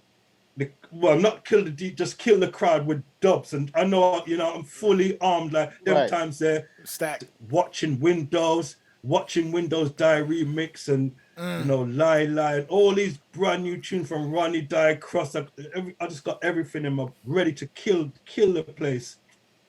And I'm like, so I've got my swagger on in the place. I'm the fucking man, because I'm the guest. I'm from England. Everybody's here to see me. Right. So it's all about me. So I'm just like, yeah, whatever. But hold on a sec. Some guy's trying to steal my thunder. I already know. Who's this guy? I already know. So I'm like, who's this guy trying to steal my thunder? Jumping up and down, looking happy, playing music, mixing. Looking happy is all you need to know who it is. Because you gotta remember, he's the happiest person on the planet. Them days we were drum and bass jungle DJs were serious motherfuckers. That's right. You get what I'm Everybody was saying? Right? The meaner your face was, the better. You had to have that mean, evil look like we play drum and fucking bass. We don't fuck around. You get what I'm saying? We don't, right? So it was a serious thing. We don't wave our hands in the air to the crowd. right. No, we don't Right? do That's nah, man. You don't do that shit, man. Fatigues and boots. You That's keep what Right? But this guy here, he's waving to the crowd, boy, and I'm like, yeah. Hold on a sec. If this guy carries on, there's gonna be nothing left for me, right? Because I'm thinking, this is supposed to happen when I get on the decks. Right. Who's this guy? Who's this guy? Oh, his name's Marky. Like, yeah, and like he's just mashing it up, but he's he hasn't got the tunes. I'm like me, but he's got 10 times more skills than me, right? And so his skills is just, and his energy Shout out, and everything. Marky, I'm like, this guy's not gonna leave nothing left. This, he's like, put it this way, he made me sweat, right? I'm thinking this is the first time I go abroad, because anytime as a foreigner, I'm from London. We're the main attraction. You know, if I come to America and I'm touring with you guys or whatever, you know, and most places we go, people, you know, I'll be the Right. you know, You're mashing it the up. main act. You get what I'm saying? 100%. Whatever. But this guy is tearing up the place, really bad. I'm thinking to myself, shit. And so like, you know, wow, little sweat start bust, and you know what I'm saying? Start getting a bit hot in the place. I'm like, And so like I said, anyway, it's all right, you know. So I just like went on the decks, drew out some dubs, and just murked the place, you know. I had to bring my A game and drew out the top boy selection. You know what I'm saying, right? I had to listen here. No He journey made me today. draw- We're going in. Listen here, I had to dig deep and draw out the steel, the metal, the killers, and make sure that you know what I mean. I tear down that dance, and I was like, you know what, blood clot, boy. This is the first time a resident DJ or a DJ from has really made me, you know, work like and have to, you know, bring my game up and shit. I always bring my game to the best I can, but he put the pressure on me. He put a little extra pep on there. He put a little hot sauce. So I'm thinking to myself, shit, man, and I like you. So I was like, you know what? You got to come back to London, because London hasn't seen shit like, no one has seen anything like this guy before, because first start, DJs don't look happy, they just look serious. This guy's dancing like, he's DJing like house DJs, you know, fist pumping and playing up to the crowd, and the crowd are loving it. And I'm like, you know, you need to come to London. So we brought him to London and made him play at Bar Rumba, and then the rest is history. The rest is fucking history. Jesus. I just let the beast go once, and that was it. Once people saw Marky, everybody was like, yeah, wow. boy, he's different. He's you so know, different. He's hard to play after to this day. His energy when he is started to pick up the turntable and turn the turntable upside fucking down and start scratching it like this. That was it. Game over. People were like, what the fuck? Because the nearest we saw to that was DJ Hype in over here, who used to do like some scratching and stuff like that. But Hype never brought it to that level where we were like, turntablism. And so like straight away he come over here, he just had the people in his hand. Do you get what I'm saying? And he's just like, you know, Marky's vibe, he's just happy and smiling and stuff. So he just won everybody over. And yeah, there was a few DJs. I ain't gonna lie now. I'm not gonna say their name because you know, but there was a few DJs like, why you bring this guy over here for, man? He's gonna take all up the haters. Yeah, big DJs as well, you know. Say, well, you know what you're doing, you know what you're doing, B. Because like, you know, this guy's gonna, it's like they saw the threat that he could bring. You get what I'm saying? But I was like, nah, it's not a threat. This guy is gonna make our scene even richer.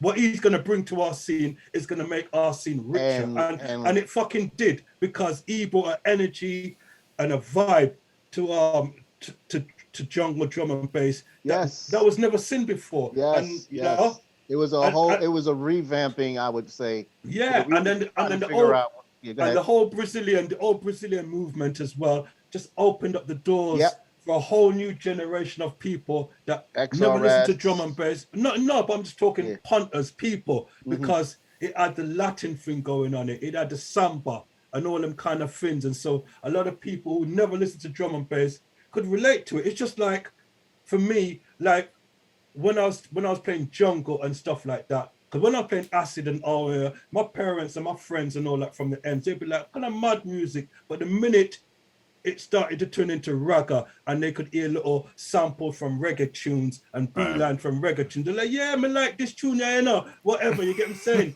And so it's the same thing. So it's the same thing for like the samba influence and the Latin influence. Right. Once you add that into it now, people who never liked drum and bass before, all of a sudden hear something they're hearing that samba in it or that Latin thing, and they're like, and it made the girl, and it made the girls dance, man. When you made the girls dance, it was a rap. It opened up the doors, and you had all these tunes, samba sim, and all these kind of sexy tunes, and so it just opened up the doors, and it just made the whole scene even better, richer. And Marky's skills just made everybody happy, and and it's not just Marky, Pativ, XRS, there's a whole list. All of them, man. That just came through at the same time, and they brought through that music, which, eventually all the UK artists started to kind of raid their libraries for Brazilian samples or whatever. And everybody tried to make Brazilian music, like you had Danny C making the Mexican, and you had J Magic doing capoeira. Shout out J Magic. Everybody was trying to do it because it was, and it was the thing to do and stuff. But now, and Artie does that no more. And even past the music, man, it needs to be said, because I have to bring this up every time I hear his name. And honestly, the whole crew of them, I've never heard anyone have a bad word to say about Marky in their life. He is one of the coolest, humblest, down to earth people I've ever met. He's his happiness. I'm gonna take it a step further.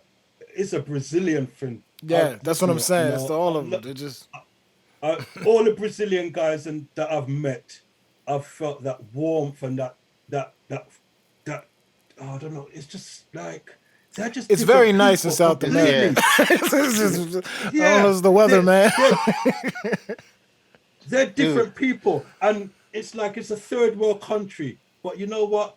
They work so hard, and they learn, and they try to have as much info. You go out there and they know as much what's going on over there than what we know. They, just because they're also in Brazil, they read upon all the information and they learn. And I think something about them make them, I don't know what it is, but they just work hard. And very energetic, very happy, very forward thinking. Alibi. At level 2 and Chap, I consider those guys absolute homies of the homies right there. That's why people are like, why you got so much Brazilians? Because they put love. They make music like they're making love. You get what I'm saying? And you feel that love. Even you just feel that, something special about their music. And I'm just like, man, these guys and their personalities, and they're good people as well. Like just the energy. And them things are important, because with V now, we don't have that much artists. But when you're coming into the V family, you gotta be like a family. You get what I'm saying? You know what I'm like, Track. You know what I'm saying? That's why I keep it like the click small. But you know what? Everybody in the V family is like a family, and that's the way it's got to be. You get what I'm saying? Everybody can just it's like brothers. We're all brothers. You get what I'm saying? And once you come into the V family, you just get accepted just like that. You get what I'm saying? And it's like a real tight family, and these Brazil, the energy, that's why I can bring them into this family, because they've got that vibe, and small confession, first time at Sun and Bass, I finally got a chance to meet actually it was the first time at Sun and Bass. I should start there, walking through the crowd for one of the first nights, and I see Pedro, I see level 2 chilling. So I go, let me go to Pedro, but Pedro spots me. At the same time Pedro spots me, Chap spots me. At the same time Chap spots me, L-Side spots me. At the same time L-Side spots me, Dogface spots me. Everybody was there, and they grabbed me and started jumping up crazy and stuff, and I literally just broke down in tears. Yeah, you see the energy with them when we're at Sun and Bass. Right. Oh, you see the energy that them guys bring to that place. You get what I'm saying? They make the most noise. Whoa, and everything is just, I just love they're just different. They were the Yeah. reason I lost my voice too before my set too. So it was So like, yeah, so having that Brazil thing on V is, what I mean, it's probably like, wow, it's been a blessing because for the last 10, 15 years or even longer now, you get what I'm saying, most of the strongest music is coming out of V is from Brazil, from the Brazilians and Brazilian boys. and yeah, and they're coming with it, man. They're coming with it from from the Marky era. Then we went to we had Petit and Samba Sim and all them kind of things, and now we got the new breed like Level 2, Right. Chap, Yep. L Side, Gang. Unreal, Andres, Andres, and so the future looks bright, man. Fired. Let's play So, another tune. Well, yeah, let's go to one more. This good setup for this one, which is pretty much the Brazilian and drum and bass anthem of all time. LK. Yeah, man. That's the next track, which weirdly enough, that shouldn't even been on V, right? What? Yeah, but you know what? This is going back to what I'm saying is like sometimes every label you can say, all right, then this tune belongs on this label and whatever, and this tune got a vibe for this label and stuff like. If you hear I would hear a tune, and I would say that's a solar, or like when people make tunes that got that intellect vibe and all that. You get what I'm saying? It just it just sounds like an intellect thing, and you think that's a solar tune. And then when Marky made LK, he brought it to Marcus Intellect first. God bless. And Marcus turned it down. And when I look at Solar Records, I can understand. People might say, "Oh, he's mad. How could he turn that LK?" But Marcus is always he's got his sound and his style, got a certain vibe, and and his vibe. absolutely. You get what I'm saying? And when I listen to LK, it didn't really suit that vibe there. So he brought it to me afterwards. You get what I'm saying? And immediately, me, I just jumped on it straight away and said, "Yeah, I'm all over this." And then we started to play the tune, and everybody was going crazy for it. And then we started to play at some club in the West End called Home, and Stamina was our like resident MC, and he was always MCing on it, and he had this little lyric was like, we like it, and so we said, yeah, okay, let's voice this track and get him to voice it, and he voiced it, and LK was a big hit. Going into top of the pops, and Fucking huge. yeah, it was one of our biggest ever tunes ever. Yeah, man. Which is the irony in the But whole. what's the weird thing about it though? Everybody said to me like, what's your favorite tune? And I'll always put the MIST mix, the Marcus Intellects and ST Files mix, and people are like, why? And I'm like, I love LK, but when I hear that mix there, for me, it's like not many tunes can take a remix, take an original, and really do it proud. Elevate it, yeah. Oh man, what them guys did to it! Like they got this guitar thing going on. Man, they fucked it up. And I remember like when Marcus did it, we was at Goldie's wedding, and he called me into the car. He called me into his car and he said, "Brian, have a listen to this, because I gave him the parts a couple of weeks before," and he goes, "Have a listen to this. Tell me if you like it." And I said, "Yeah, I'm wicked." And he goes, "Oh yeah, I got Caliber to help me as well." And I was like, "Yeah, okay." And he's like, "Yeah, and ST Files." I was like, "Really?" So it was like, so Caliber is involved in the remix too as well. Yeah, ST Files, isn't it? That's Caliber, ST Files, and Marcus Intellect. So I was like, wow. I was like, man. I mean, I was like, I don't know about y'all. Wicked. Thank you, Marcus. Thank you. And he gave me the remix, and for me, that is probably more. I don't want to say more favorite, but that's the. I mean, if it's your favorite, it's your favorite. I'll tell you what. Yeah, when I'm playing LK, and I'm playing that remix, I'm in the mode. I'm playing the guitar. I'm playing the piano. It's so. What do you say? Good. What do you say we play the remix then? Just play it real. Let's go ahead play and it, play man. it. Let's people understand what I'm talking about, man. You know what I 'cause mean? So we need y'all. you know what? A lot Roll of up. people might not even know this remix. That's what I'm saying. That's I think true. we might have to hit a couple people The with something special right now. Marcus Intellects, So, ST Files, and Caliber remix. Hit the dab. Roti and Poutine, special guest Bryan Gee. This is the Emojis LK in the remix, chat. Y'all listening to this? Come the on. Mist remix. Drum bass, baby, we here. Worldwide thing. Roti and Poutine every Thursday night, 10 p.m. Eastern Standard Time, 7 p.m. Pacific Standard Time. Special guest, the Bryan Gee. V Recorders is in the building.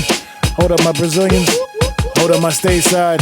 All around the world right here, right now. Track Valiant Emcee, Armanni Reign. Big up.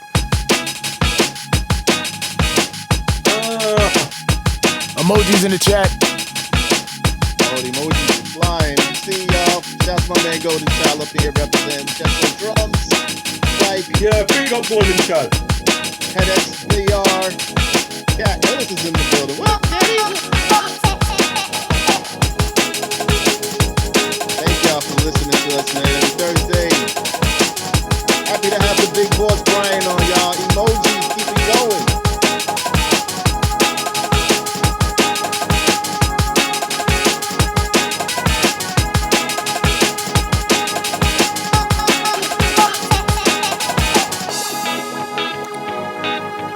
I see emojis. Big them up, big them up. Rap team, where you at?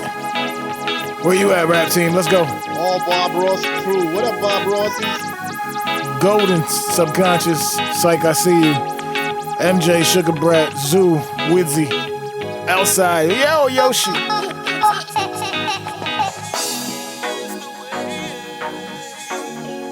Shout out Stamina. Well, shout out to Stamina. Big shout out to Stamina. Jesso, what's good?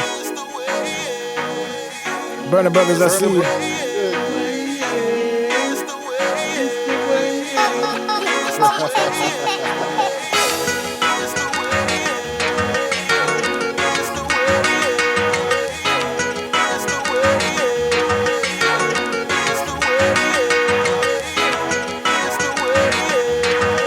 Remix. Shout out to Justin Hawks in the building.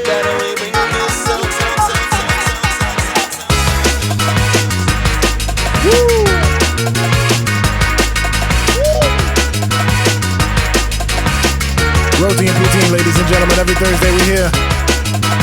Hold tight, Marky, hold tight, Stamina. Marcus Intellects, T. Caliber.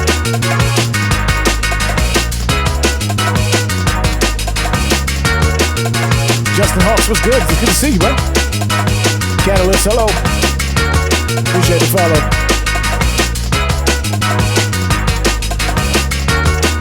Yeah. February feeling like July right now.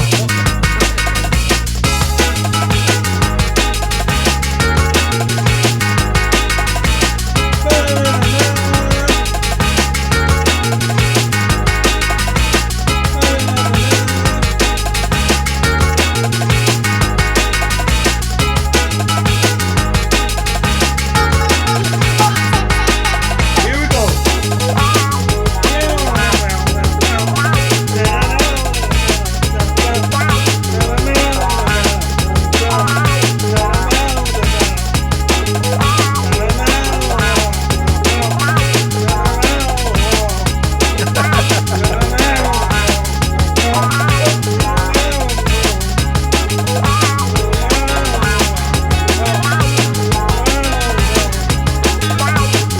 Let me see hands up, everybody hands up.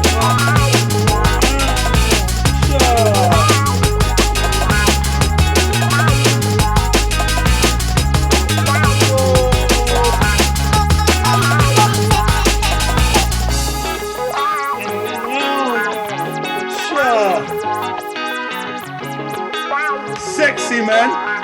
Sexy. Yeah, you weren't kidding. I can see why you love this. The guitar, I love this part. I haven't heard this mix in so many years.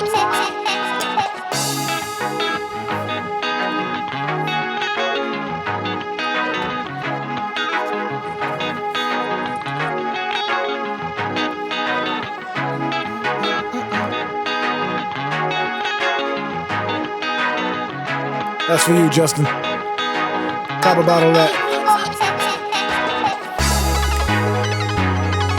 Ladies and gentlemen, special guest tonight, the Bryan Gee V Recordings. We out here, drum and bass worldwide.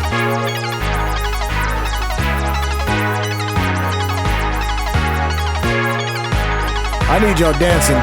Don't be at home sitting around doing nothing. We out here making February feel like July. Let's go.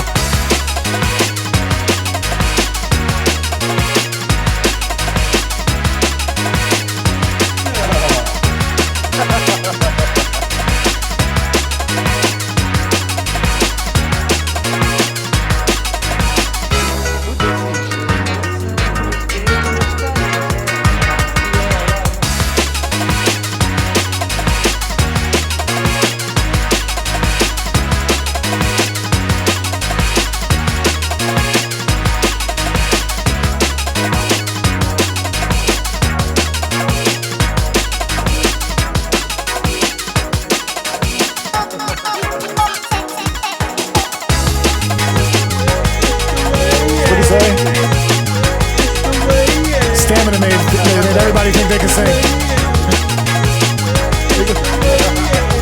It's the way, yeah. It's the way, yeah.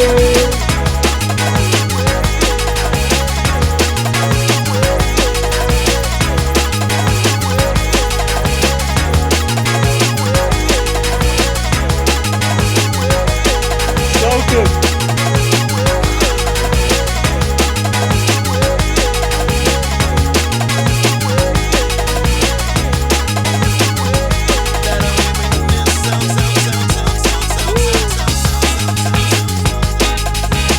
Too good.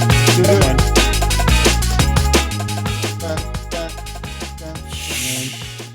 Too good. That tune Too does good, fins. too good. It does fins to me, man. I can't control myself when I hear that tune. It's serious. I can't stand still, man. Yeah. You know, Yeah. that good. Man, listen. Wow. Wow.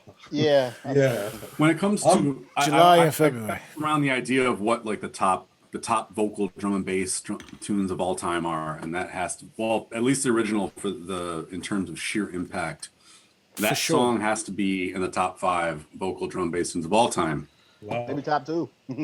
Wow. And maybe, yeah, I mean, maybe, I mean, you can honestly argue There's that a lot of it's great, there's a maybe lot the of great greatest. drum. There's a lot of great tunes around. You know, I couldn't even tell you what my favorite tune is on the label if that was the best on the label. But when people ask me those questions, I find it really difficult. You get what I'm saying? Because We'll do every it for time you. you say yeah, you think that, and then you hear something else. You think, fuck me, that tune was good as well. You know, right? You get what I'm saying? Because we've been blessed with so much great drum and bass tunes over the years, and you know, some of them we've forgotten about, but you hear them again and you realize, wow, you know, when I hear Marcus Intellect's Temperaments, you know, I'm always thinking boom, boom, boom, boom, boom, boom, boom, boom, boom, boom, boom, boom, boom.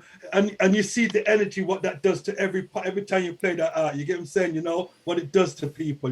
There's certain tunes that as soon as you play them, you get what I'm saying, you know, everybody can feel that tune and the energy and the vibe that, you know, it creates. And so I'll say LK is one of them, but many other tunes, and you know what I mean? Yeah, speaking of Marcus, would be though, fighting. I kind of spilled the beans on how close Marcus was to be on the album. And, Oh, the Bad Bonus, isn't the it? Bad Bonus. Yeah, he did the original Bad Bonus. That was crazy, isn't it? Yeah. Because he started the tune and then he passed away, and so we couldn't, you know, he passed away, and it was like, wow, man, Marcus, man, it's mad, you know what I mean? Mad, because he was one of the ones when he came to New York. He just automatically was like, you know, we just happened. Shout out to Go to Child. We just happened to come back from some long party. We were all dressed up with like shirts and ties, and it was just this spot called Tammany Hall that was popping off. And shouts to Adria, they were doing Marcus, and we walked in. Just so you hear this story, we walk in, and everything's cool, and Adria goes over to Marcus and goes, "Yo, so have you met T.R.A.C?"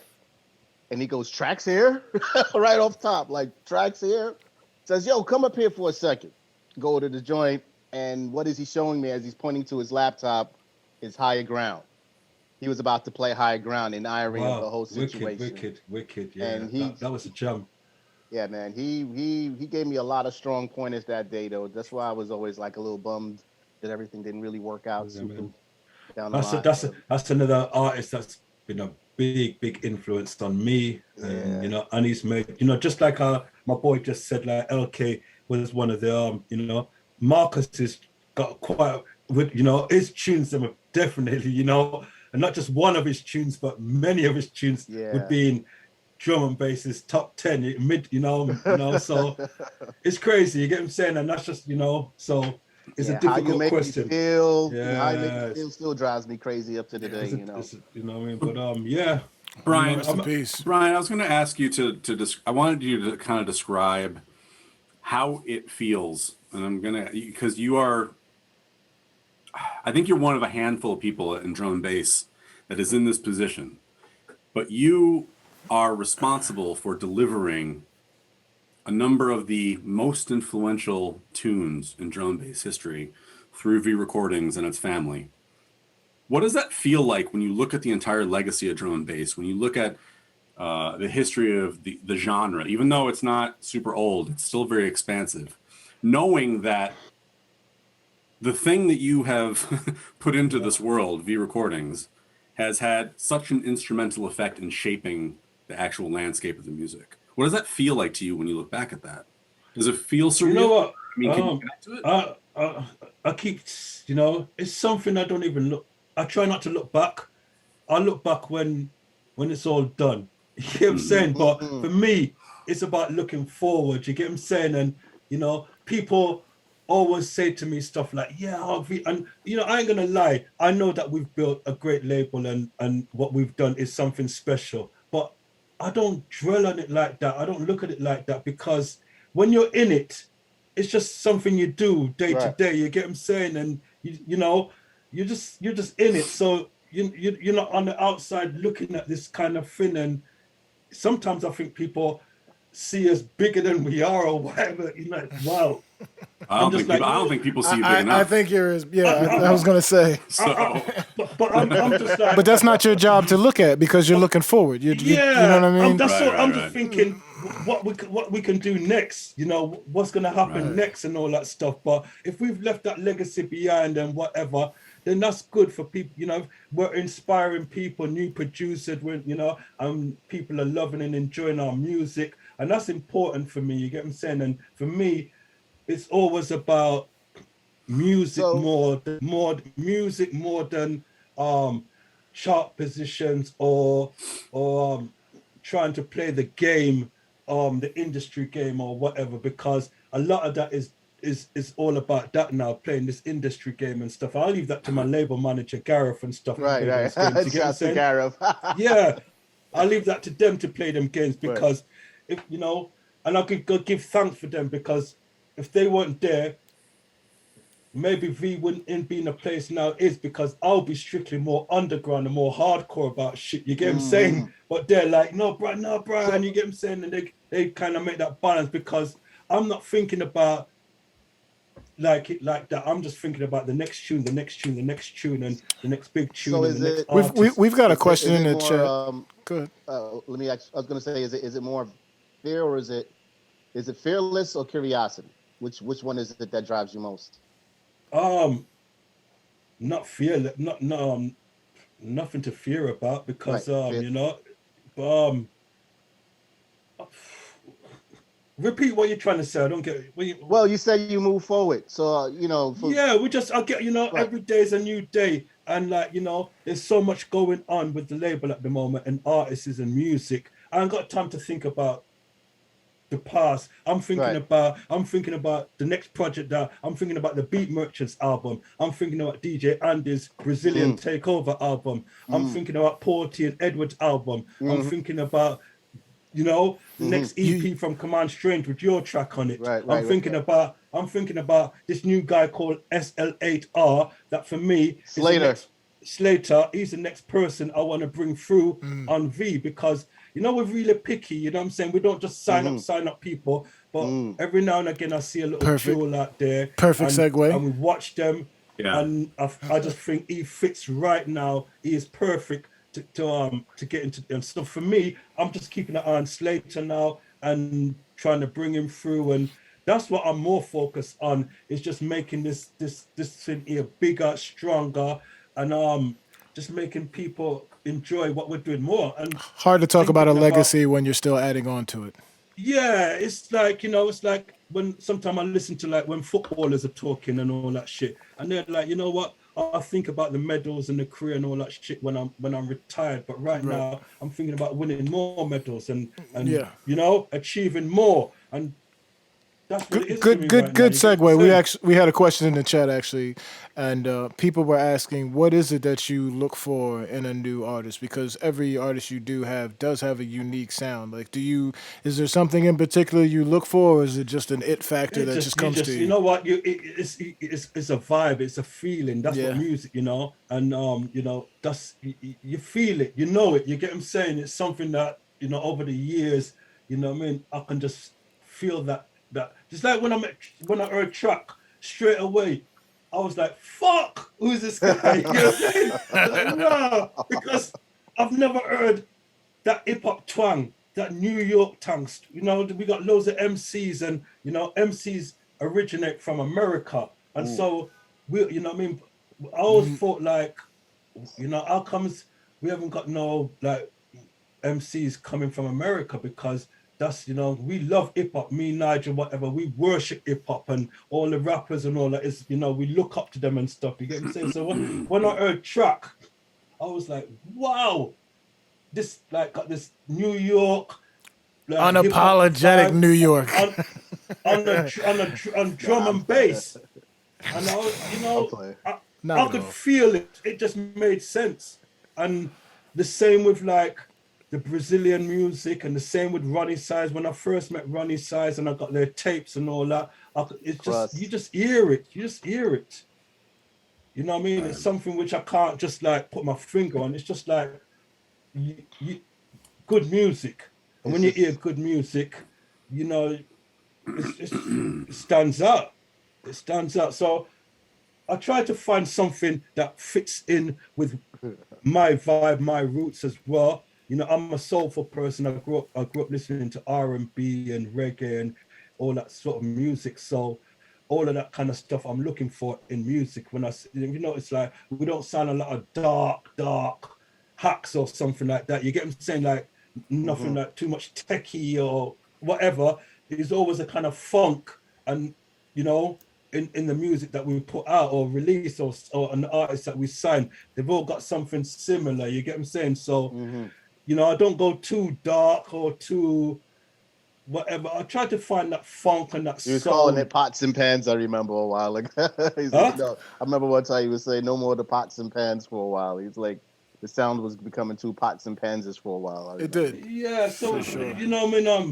it's you just feel it. You just know a good music, and for V, it's the funk. What people associate with V recordings is that funk and that soul. You get what I'm saying? Emojis in the chat for the funk. Y'all know what I'm saying. Would you Go and say listen to our conversations 100 times over. a brand new funk?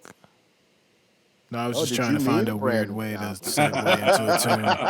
Sorry, that shit came off wild corny. But, you know what I'm saying?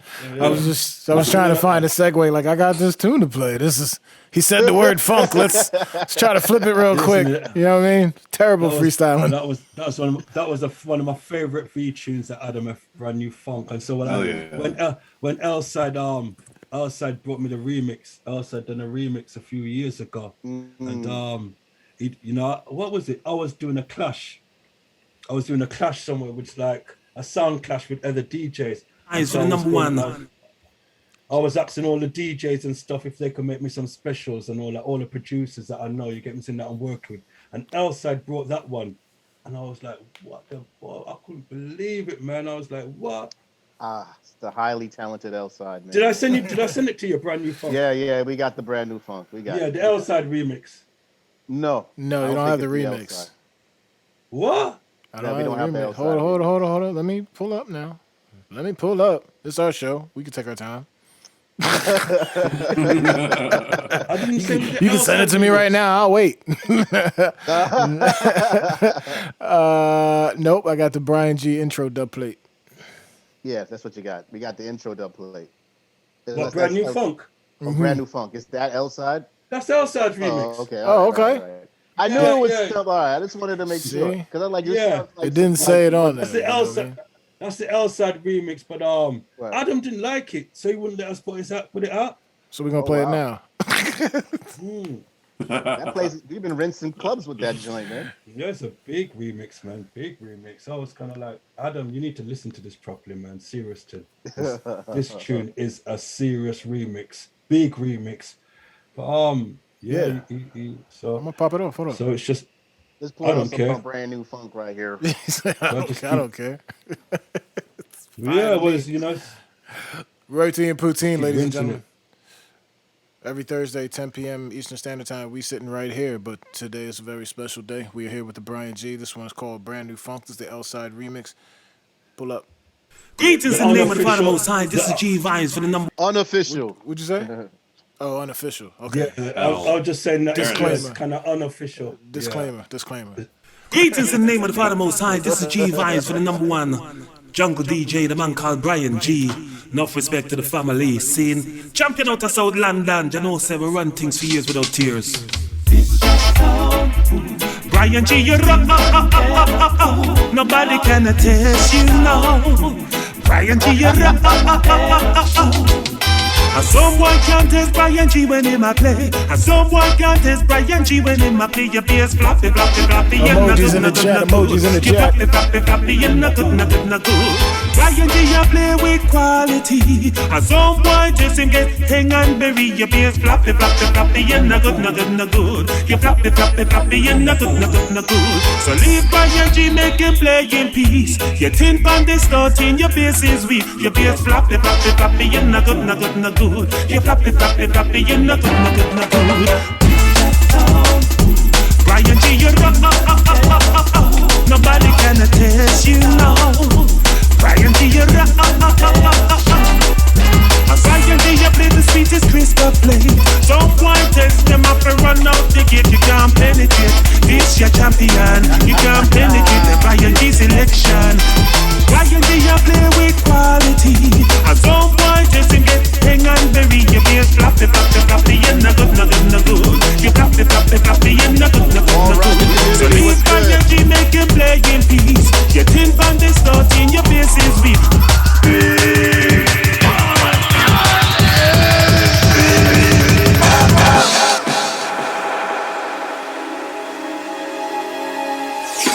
Bryan Gee, Bryan Gee, Bryan Gee, Bryan Gee, Bryan Gee. Now clap your hands and stomp your feet. This happens to be a Bryan Gee treat.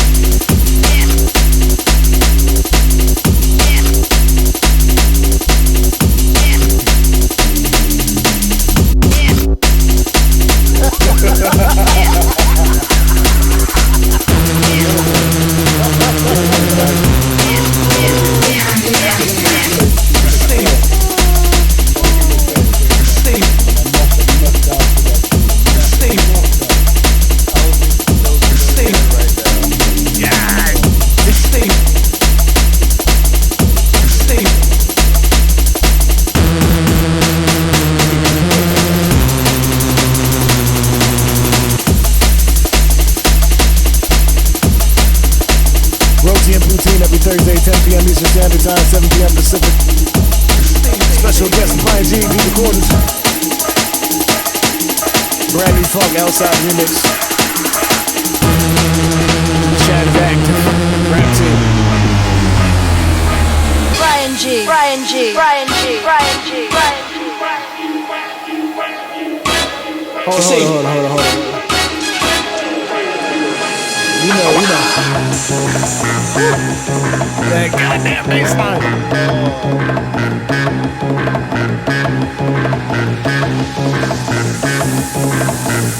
Now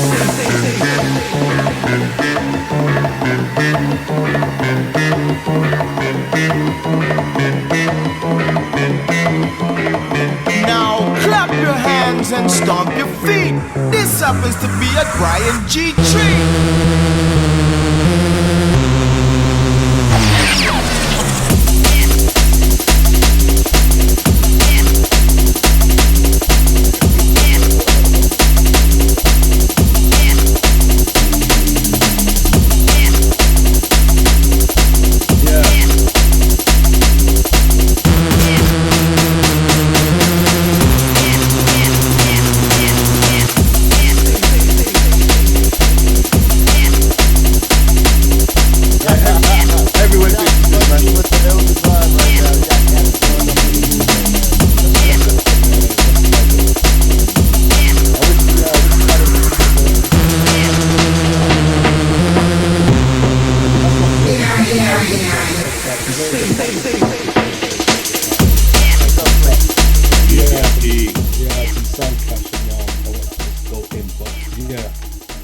I mean, watch his face, because I'm still like on Adam to see if we can put it out. So watch his face, because it's a great remix, and it, you know, it deserves to come out. Say word. You know Jesus. I I couldn't even do my drops in that thing. I had to, like, you know what I mean? Back up a little. You just don't see it coming. That's how it works. I ain't want to knock over my computer and shit. You guys remember, you from New York? All of you guys from New York, yeah? No. me. Just unapologetic New York track. I'm from I'm a Unapologetic, Philly, Jersey boy. I moved to Atlanta. I'm from New York State, but that's like 7 hours away. Yeah, we're still originally all northeastern America. No, I don't know. I got a soft spot for New York, man. I love New York. Yeah, man. Who doesn't? Whatever. Bryan Gee holds a very memorable moment with us many years back at this point, where I usually show the pictures every now and then, because What's that?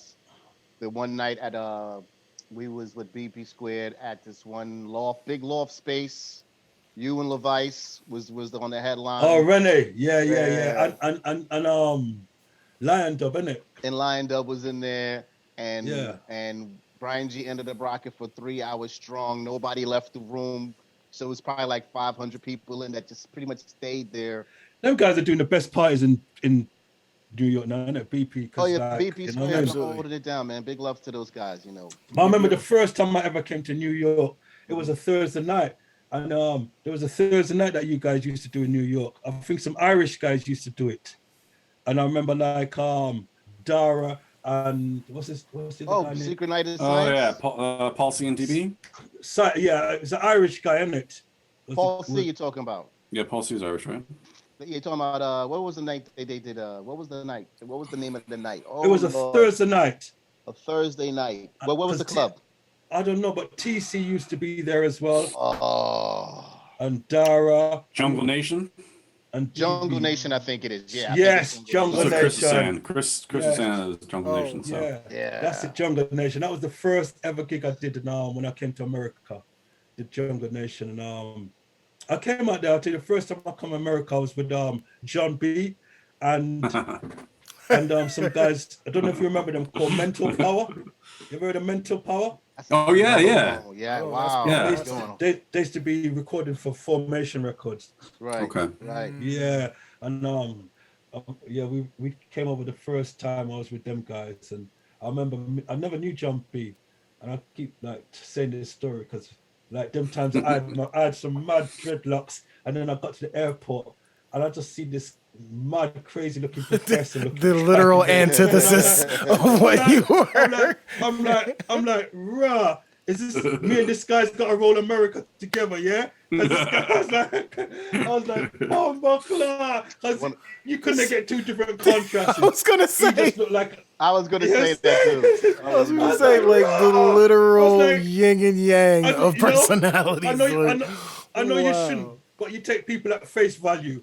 Yeah, and John B doesn't look like your normal drum and bass DJ, right? But what does a drum and bass DJ? Maybe I didn't look like a drum and bass DJ, but John B certainly didn't. From what I knew, I was like, from what you thought, yeah. This guy just looks like some professor, that brainy professor guy, and he got this mad, crazy air and shit. And Oh man. But He then, comes with it every time too. Brings it. but then when I got to know Yeah. him, he was the safest guy. You know, he's really Yeah, safe. man. John B is a good And cat, we just man. we just had a wicked time. I love Me, him. him, just toured the whole of America, and you know, Yeah, we had him on the I'll show, never man. forget that. He's a super I'll good never dude, forget man. that because it was my And first time, and we Yeah, like to he's a point cool out the guy. fact that like for as much as people would take that persona or whatever, that dude will make a tune and rinse you out the table. Like it's not a problem. yeah, Like, listen like, here, man. Oh, You know, he's a John B man. is the. as I said, when I illest. saw him at the airport, I took it to face value. I was like, really? You know what I'm saying? But once we was on the plane and all that shit, you get what I'm saying? We was like, yeah, we just got on. I was like, nah, this guy's cool, man. And we just like, yeah, we rock and That's up. roll and all that, man. Yeah. Shout out big up John B, man. For anyone not paying Yeah, attention, man. please go to Definitely. his Twitch channel. His fucking live streams are crazy. But yeah, I just His- remember Jungle Nation. That was crazy. my first ever gig, and I was like, Yeah. wow, I'm in America, man. This is it now. I'm here in America. You know what I'm saying? It's just like wow, because for anyone, like, especially in Europe and England, we all look to America as like the place to break and make your name. You get what I'm saying? Anywhere in the world, everybody wants to come to. Like you guys probably want to come to Europe. I want to come to Yeah. London, but we're like. America, that's the holy grail. You get what I'm saying? If you can break America, then that's it. You get what I'm saying? That's And it. You always want to come America, so and then even now, that's probably one of the places I get more excited to go than anywhere in the world. Is And to the States tour know it America. too. The States know it too. I know, like over the years, the parties have been up and down and stuff. You get what I'm saying? Especially when the dubstep stuff was going on out there. Boy, don't mention dubstep. Yeah, man. it really like. Yo, all y'all the gonna parties stop it with the? Don't do that. Don't do that. You know not to do that on my watch. Don't do that. Listen here. Armanni's like, I'll fight you guys. Listen here. It's family Up to this business over day, there. everybody in Brazil blames me for bringing dubstep to Brazil because there's like Right. because I played this TC remix of "Where's My Money." Yeah, There was a Casper remix. fire. Oh, Casper, wow. Go on in. Yeah, of "Where's My Money," and them times I just thought it fitted into a drum and bass set. And so, you know what I'm saying? I just played it because it was TC and it was a big tune. And it's "Where's good. My Money?" This is a Yeah. fucking dope ass Good too. tune. Yeah. And that's the first time anybody heard dubstep in Brazil. And I didn't think that I was breaking new grounds or nothing. I was just playing the TC remix, you know what I mean? The Casper remix of a big tune. And up to this day, people are like, it's your fortune, Brian, that you bring the dubstep. How funny is that? Very You've got good, man. Bryan Gee, who's like proper bloodline in the lineage of drum and bass that you recognize that a lot of this would not have happened without you, and at the same time try to blame him for ruining fucking drum and bass at the same time with dubstep. Yeah. That's hysterical. You brought the dubstep over here and tried to kill off the drum and bass. Wow. If it wasn't for you, it would have never reached Brazil. It'd be like, what is Yeah. this dubstep thing? Your fault. Skrillex who? Never heard of that. Anyway, Oh, Yeah. Lord. man, good time. Yeah, I man. mean, Good times, good dubstep, man. times. What happened to that? We just ran, so we passed. We ran it. Yeah, seriously. We- I we mean, we just keep ran going. There's more tunes. Shit. Oh yeah. I feel like You know what? Let's debut a new one, Brian. The one with Chrissy and Command Strange. You know what I'm All right. talking about. Oh, your Delivery. track. The delivery, yeah. You want to put that on? Yeah, we could do. Let's let everybody. You're hearing this first. If you haven't checked the podcast, that is. trippy story. Before we do this, Yeah, man. Chrissy T, man, she's my girl, man. When I come, like, for me, she is just like star. Oh, she's heavyweight. amazing. She's Absolute such star. a soldier. Proper- Soldier. Yes. You get what I'm Soldier, saying? sass, You know, if you're going into battle, you want these people Yes. with you. Yes. Chrissy T, if I'm going into Yes. a war, I want Chrissy T right by my side Yep, because I know she's gonna fight with me. You that's get what I'm right. saying? She's gonna be right there in Listen the here. grunge. She's got bigger balls than most men I know, you know what I mean? Chrissy T, Shout out. Christina Shout Tamara, out. don't fuck with that girl there, man. Yeah, man. Shout to Chi-Town. We know what the deal is. Got man. Yeah, that's enough all love you for gotta say right there. Christina, man, enough love for her, man. And she got the voice of an angel as well. Amazing. Yeah. Bad girl, man. You know, it's Listen, funny. man. Command Strange as I well. don't- I've heard his name echo through so many things, and then ironically, the first time I met him was last year. We threw a party Yeah, here in because he came Atlanta. over, innit? He played, and he played that night. I wasn't supposed to MC. Graveyard was shutting down at the same time, which was right around the corner. MJ and I went there. I don't mean to bring this to a sad part of the story. Had the greatest night between going through both parties. A lot of the locals here, and then actually, that was the night MJ and I went home. And at 3 a.m. got into a major car accident. Yeah, and like shifted everything from that point on. So we actually got into a major car wreck. Cop blew through a red light. Wow. And, yeah, and hit us like sorry to after that, coming man. from that party. But we're here. Everything's chilling now. It's just funny that like it was the first time we met. We had talked like, yo, we're gonna link up and all that, and then all that crazy shit Right. happened. So it's Yeah, always I know, weird when we because tie all yeah. these you know what I mean? What a tangled web we weave in that shit. But yo, he's fucking dope. The DJ set was crazy. We had such a good night, man. Alex is fine, yeah. He's a really good dude. Yeah, man. that's another dude to man strange where, you know what I mean? It's like, I got to know him through artificial intelligence. Oh wow. Also good They people. were sending me his music and all that because artificial, they were on our label at the time, and they was like, yeah, this guy from Russia. You get him saying, and sending me his tunes and stuff, and I was like, man, you know what I mean? You know, it's the same thing as well. I just heard his music and I instantly liked it. You know what I'm saying? There wasn't no growing to like it or nothing. As soon as I heard his first tunes, I was like, yeah, this guy has got something that I like. You get what I'm saying? And from then, I just started to release his music, and I never met him. Listen. You know, I never met him when I was at Sun and Bass, and like I finished my set, and there's this little guy next to me. Yeah, quiet, chill. And like I'm thinking, another guy just want an autograph or some shit like that. So I'm just like ignoring him. You get what I'm saying? And he's just such a quiet, humble guy. You get what I'm saying? So he ain't gonna like he's just, you know, really quiet and chilled. Real And chill I and feel quiet. bad now because I've really like blanked him. Stuff. You know what I'm saying? I kind of like Yeah. ignored him for a while, and then someone said, "That's Command Strange," you know. I'm like, what? After Why? I just released how much of his tunes, you get what I'm saying? I'm like, and I start hugging, you know what I mean? Yeah. 'Cause I didn't even see a picture of him or nothing. Like I was releasing his tunes. There's a lot of music that I released on the label, and I've never seen Seen him until later. all artists. There's a lot of artists that have released their music, Mm. and I don't even know what they look like. Yeah, it happens. It happens. You It's hold mad. Yeah. probably what I believe is one of the newer classics on V, which is Command Strange's Improbably EP. I still play that to this day. I think that's an amazing amount of work. He's an amazing producer, Yeah. incredible producer. You get what I'm saying? And, So yeah, what you is know. this? What is this tune I'm about to play? Because you guys This is talked something about off of his new EP. for This is Command it's this new EP, and it's got Chrissy T on it and track. Yeah, Yeah, it's called it's Delivery. Right. Delivery. It's called I Delivery. think the Yeah, EP is man. called Delivery too as well. So yeah, It's a Title nice track. tune. it's a good tune, man. We'll be the Right. judge of that. I'm just Just put it on. Roti and Poutine every Thursday, 10 p.m. Eastern Standard Time. We are here. Bryan Gee in the building. Special guest. V's in the chat. Emojis in the chat. Brian, emojis in the Brand chat. new, Whichever you brand got, new, we out brand here. Exclusive. Roti and Poutine. The track, The Valiant, myself, MC Armanni Reign. Special guest, Mr. V himself. Bryan This one should Gee. be out.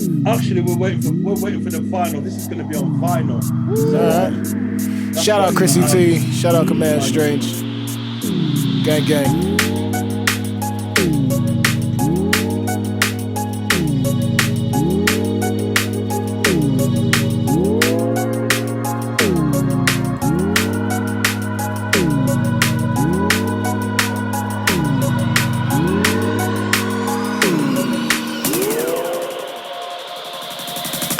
Let's get a little fly as we streak through the skies. What we see, it's a high, sing to me, yeah.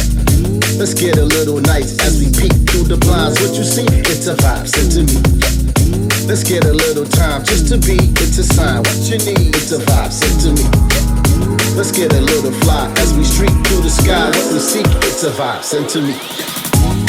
Of all the paths you take, fell right into place. And now I'm feeling this again. What you do, it's true. And your world is opened up again. Baby, Sign seal delivered a soul glimmers. Off a streak that was heat for cold winters. Tends to season with reasons to run rivers. From the highs of life to low livers. And for the lowest it's up, we're trying to dial it up. From the appliance to levels, so no silence. How could one ever speak ill like they never needed it? Keep them next to the monitors, make them believe in it. Okay, track. Okay. You like this one, yeah? Roti And Poutine. Exclusive business right here. We in the extra hours. Making July look like. Let's get a little fly as we streak through the skies. What we seek, it's a hyacinth to me, yeah. Let's get a little nice as we peek through the blinds. What you see, it's a vibe sent to me, yeah. Let's get a little time just to be, it's a sign. What you need, it's a vibe sent to me. Let's get a little fly as we streak.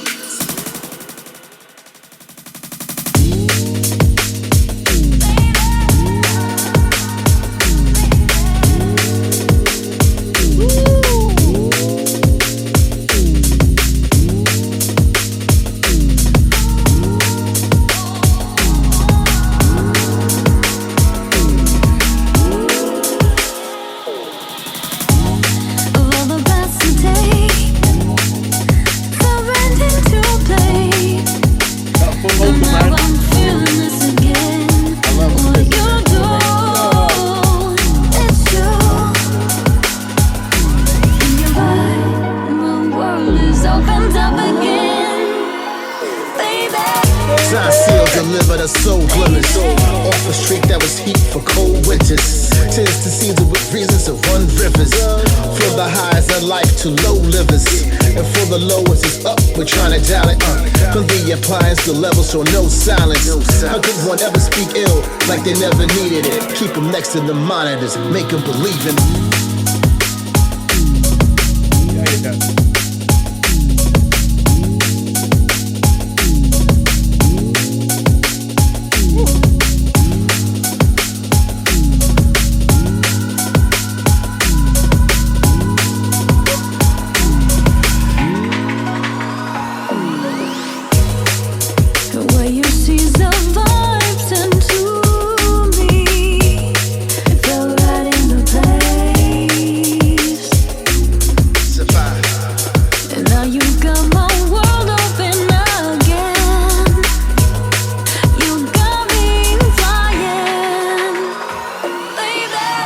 Let's get a little fly as we streak through the skies. What we seek, it's a hyacinth to me, yeah. Let's get a little nice as we peek through the blinds. What you see, it's a vibe sent to me, yeah. Let's get a little time just to be, it's a sign. What you need, it's a vibe sent to me, yeah. Let's get a little fly as we streak through the skies. Okay, so, all right, okay. Look, you know when I get my okay bag, I got something to say. First voice, man. Let's just go down the list, right? The production from Command Strange is always fire. Christina seems to be getting better every time. Like it's just like, amazing, and T.R.A.C is probably one of the most consistent MCs I've ever heard. So. Like, oh, cut it out, man! You'll make me. I'll make fun of you later, but right now, you know what I mean? Shit, bro. You are seriously the most consistent MC I know. Like, first of all, to even start off on that bop was different than I've heard you before, and then you flip right back into your normal flow, but every word is precise, bro. Like, it's just, it is what it is. And to have her compliment you like she normally does, and she keeps getting better and elevating these tunes, man. You guys, you know. Yeah, so I'm happy with that. I mean, you ain't shit. Yeah, thank you. Thank you. I was like, you didn't hear that right there. You know what I'm saying? Fuck you and all that, but it's a good tune. Yeah, that's a sweet one. That's a great track. Yeah, you know what I mean? Blessings. So, thank you. So the future, Brian, what's going on? What's coming up, man? You got Paul T, Eddie Oberon, which is oh yeah, I mean this label is it's and that's what I said. You know, during lockdown, it's just, you know what I mean, it just kept me busy and just so much music coming out and stuff. So I don't even know where to start. I mean, Yeah, Club Sessions Volume 7. That's out today. That's now, yeah. Carlito and Addiction. Carlito and Addiction on compile it this time, and they've got some of their tracks. I'm just so happy to have these guys. You know, they got back together after years apart and not doing nothing. You get what I'm saying? They've just reformed, and they were always big. I was always a big fan of them. You get what I'm saying? Carlito and Addiction, when they were doing stuff on Fabio's label. Oh yeah. This proper liquid soulful music. They were, for me, one of the best when it came to doing that stuff. You get what I'm saying? And so when they came back and they, you know, they sent music to me, I was like, wow, wicked. You know, I'm taking it straight away. And I'm so glad that I've been working with them again, because, you know, they managed to keep what they did before, but just like keep it updated and just, you know, freshen up their sound and all that. But they still managed to keep the Carlito and Addiction soul that we love. That's, you know, I said to them the other day, because I done an interview, and I was like, even the way they put their samples, vocals and all that, it's just very distinctive. No one does it like them. No one does it like them. You get what I'm saying? I'm like, I had to say, have you got this little secret stash of vocals where only you've got them? Because the way you do your vocals, it's just, oh man, like how they laid a Life Emotion remix was it's phenomenal. Oh, yeah, they smashed that remix. Right. Killed it. Yeah. And oh man, so I'm so happy to have these guys on board, and they're, you know, they're working on this. They've done a track with you, and Scream. Yeah. Oh my god. I can't believe I didn't send you guys a track. When you hear this tune with Carlito and Addiction and Track, oh my god. Listen here. Don't expect no liquid, fluffy, nice. No. I'm over here like, why he keeping it quiet from us? He talked to us every day. What's that about? I'm not holding anything back. You know? This one is gonna tear down the house. When they hear this Carlito, it's probably the heaviest tune that they've ever done, I think, isn't it? Because I've never heard them. And maybe so. It might be the hardest joint. And, holy snap. And track on it, man. Yo, man. I can't believe I didn't send it to you, man. Oh, do I get to hear Angry Track? That is oh man. Do I get to hear Angry Track? With GQ as well. Hey, whoa, stop. See? Happy birthday, GQ. Shout Happy out to the birthday, legend. GQ. Yeah, happy birthday. That's right. They got a hot little one working on with GQ as well. So watch out for these guys. Cause there's Carlito and Addiction, and then we're starting the Paul T and Edward Oberon album. So we're peeling off singles off that. There's a million tracks on there. You're all over the place. You're gonna get me in trouble here. Who's not got a project on V with that track on it? Everybody's got a track on their project, right? So you're on the Paul T and Edward Oberon album. What's that about to be lit? And yeah, it's got some great tracks on there. You know, you got Fats on there, Cleveland Watkins, Lorna King, Too Shy. Oh, Too so Shy. much great albums. Hey, And shout then, out to Shy. I love that and then guy. my boy Chubbs, they've just delivered Beat an album Merchants. to me, Beat Merchants. Trust me, man. These brides, listen, if you don't know about the Beat Merchants, Oh no, I love to be Bad merchants. Boys. Love they used, that. to be, they used to be called Supply and Demand, and then Yeah. they're bringing the ghetto, the vibes, man.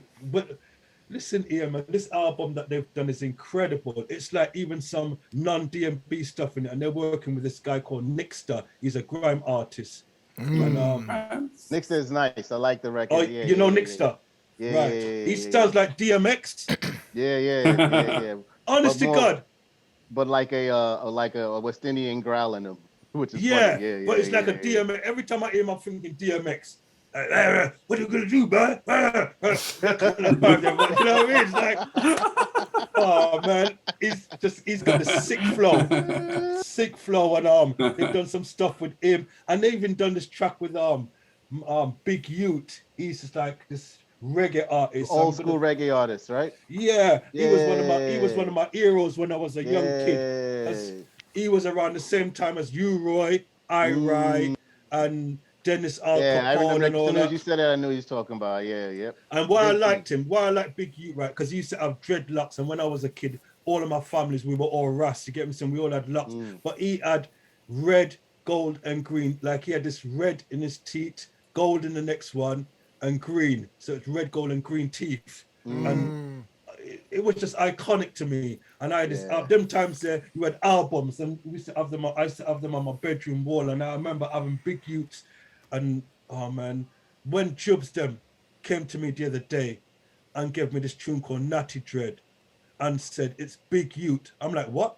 Big Youth from the same Big Youth from when I was a little kid. They goes, yes. I said, what? Did you sample it? They goes, no. He voiced it. I almost dropped down dead. I was like, what? Where did you lot find Big Youth? Because he hasn't done nothing for years. Years, since the 80s, yep. Years. And he's one of my all-time favorite artists. Like he was like big as Yellow Man. No, Yellow Man was big, but he was right next to Yellow Man on the left. Yeah. Oh, this is before Yellow Man, Big Youth. You get what I'm saying? You were talking Ira, Uri, Dennis Arcapol, and all them man, them time, the Trinity, Dillinger. We're talking, listen there, I'm really showing my age now. We're talking 70s. Right. Little John. Oh, well, no. Little John was 80s. Before, Little John was 80s. Big Youth. Yeah. Do your homework and look up Big Youth. Yeah. And they've done it. So we've got a track on the album with Big Youth.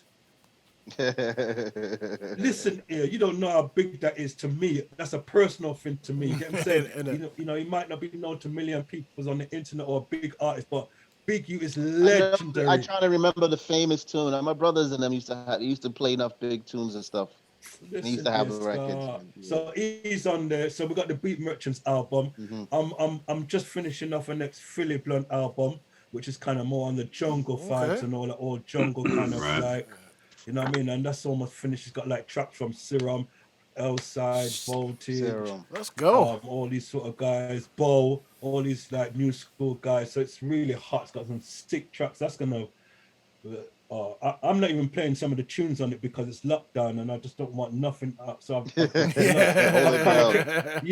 project's been locked off. I don't even play it myself on the radio or nothing. So you won't know nothing that's coming from it yet because it's, you know, I'm just locking it off. And so watch out for that. That's going to be really hot. And what other projects we got coming up? Simplification album, Donovan Bad Boy Smith is just finishing off. After Party 3. Oh, there's so much projects I can't even. DJ Andy, Brazilian Takeover. He's just done a compilation with all the best Brazilian artists. I mean, every single one of them he's got a track from, right from Spy to Unreal to everybody else side, everybody, and it's a big album. So I mean, I could go on. We got some great music coming out this year. So yeah, so we're just rolling, man. And so you haven't really been productive, is what you're saying. You've just been. I said, so you haven't really been productive. You've just been hanging out. He was just moving forward, bro. That's all. Busy, man. Busy. You know what I mean? Yeah, man. I mean, that's all I've done since I was a kid. You get what I'm saying? I grew up like listening to reggae music. Grew up in a sound system from a little small town called Gloucester. And you guys would probably ever heard of that. It's a real small town called Gloucester. And I got family. Yeah, that's where I grew. That's where I grew up, and you know, it's a very small Jamaican community in Gloucester, and you know, we grew up in the sound system culture. You know, where it was all about sound systems, and you know, like nowadays, where everybody wants to be a DJ or everybody wants to be an MC or a producer. Back then, everybody wanted to be in a sound, and so there was all these different sounds, and we used to have sound clashes and stuff like that. And I was in a sound called Challenger. And like I said the story the other day, with the sound system, you got the MC, which we back in the day we used to call them toasters, but you guys call it MCs now, yeah? But MC was like toasters. Yeah, they were toasters. And then you had like I was the selector. I was like the selector you'd have three people. You'd have the guy that's mixing it down, like the man that's taking off the bass and putting on the treble and mixing it down and making them, you know what I mean? So you had him, then you'd have the toaster who would be toasting to get the crowd hype, and then my job was like to select it, to select the tunes. Right. And so it was like a 3-man thing. And you know, that's what turned me into who I am now, because, you know, they used to send me down to London to buy the records for the sound and this and that. So I used to go record shops and stuff, and then I used to meet up with like big sound systems in London, like Frontline, Small Axe, Cox, and and I used to go to studio with them and cut dub plates. This is back in the 80s. I was cutting dub plates with these guys. You get what I'm saying? Real dub plates. Yeah, proper dub plate, Yeah, regular actual. dub plates, which now, like when people give you dubs and all that, it's for nothing, but you had to pay for it back then. You get what I'm saying? Even now, I think in the reggae world, you got to pay for these tunes because you don't just get them like how man just say, yeah, what's the email? I'll send you a folder of tunes. Nah, it's like, you get what I'm saying? You know, give me $100 and you can't get Proper this tune. wax down, right? Yeah. Yeah. I only got a couple. And you would get, huh?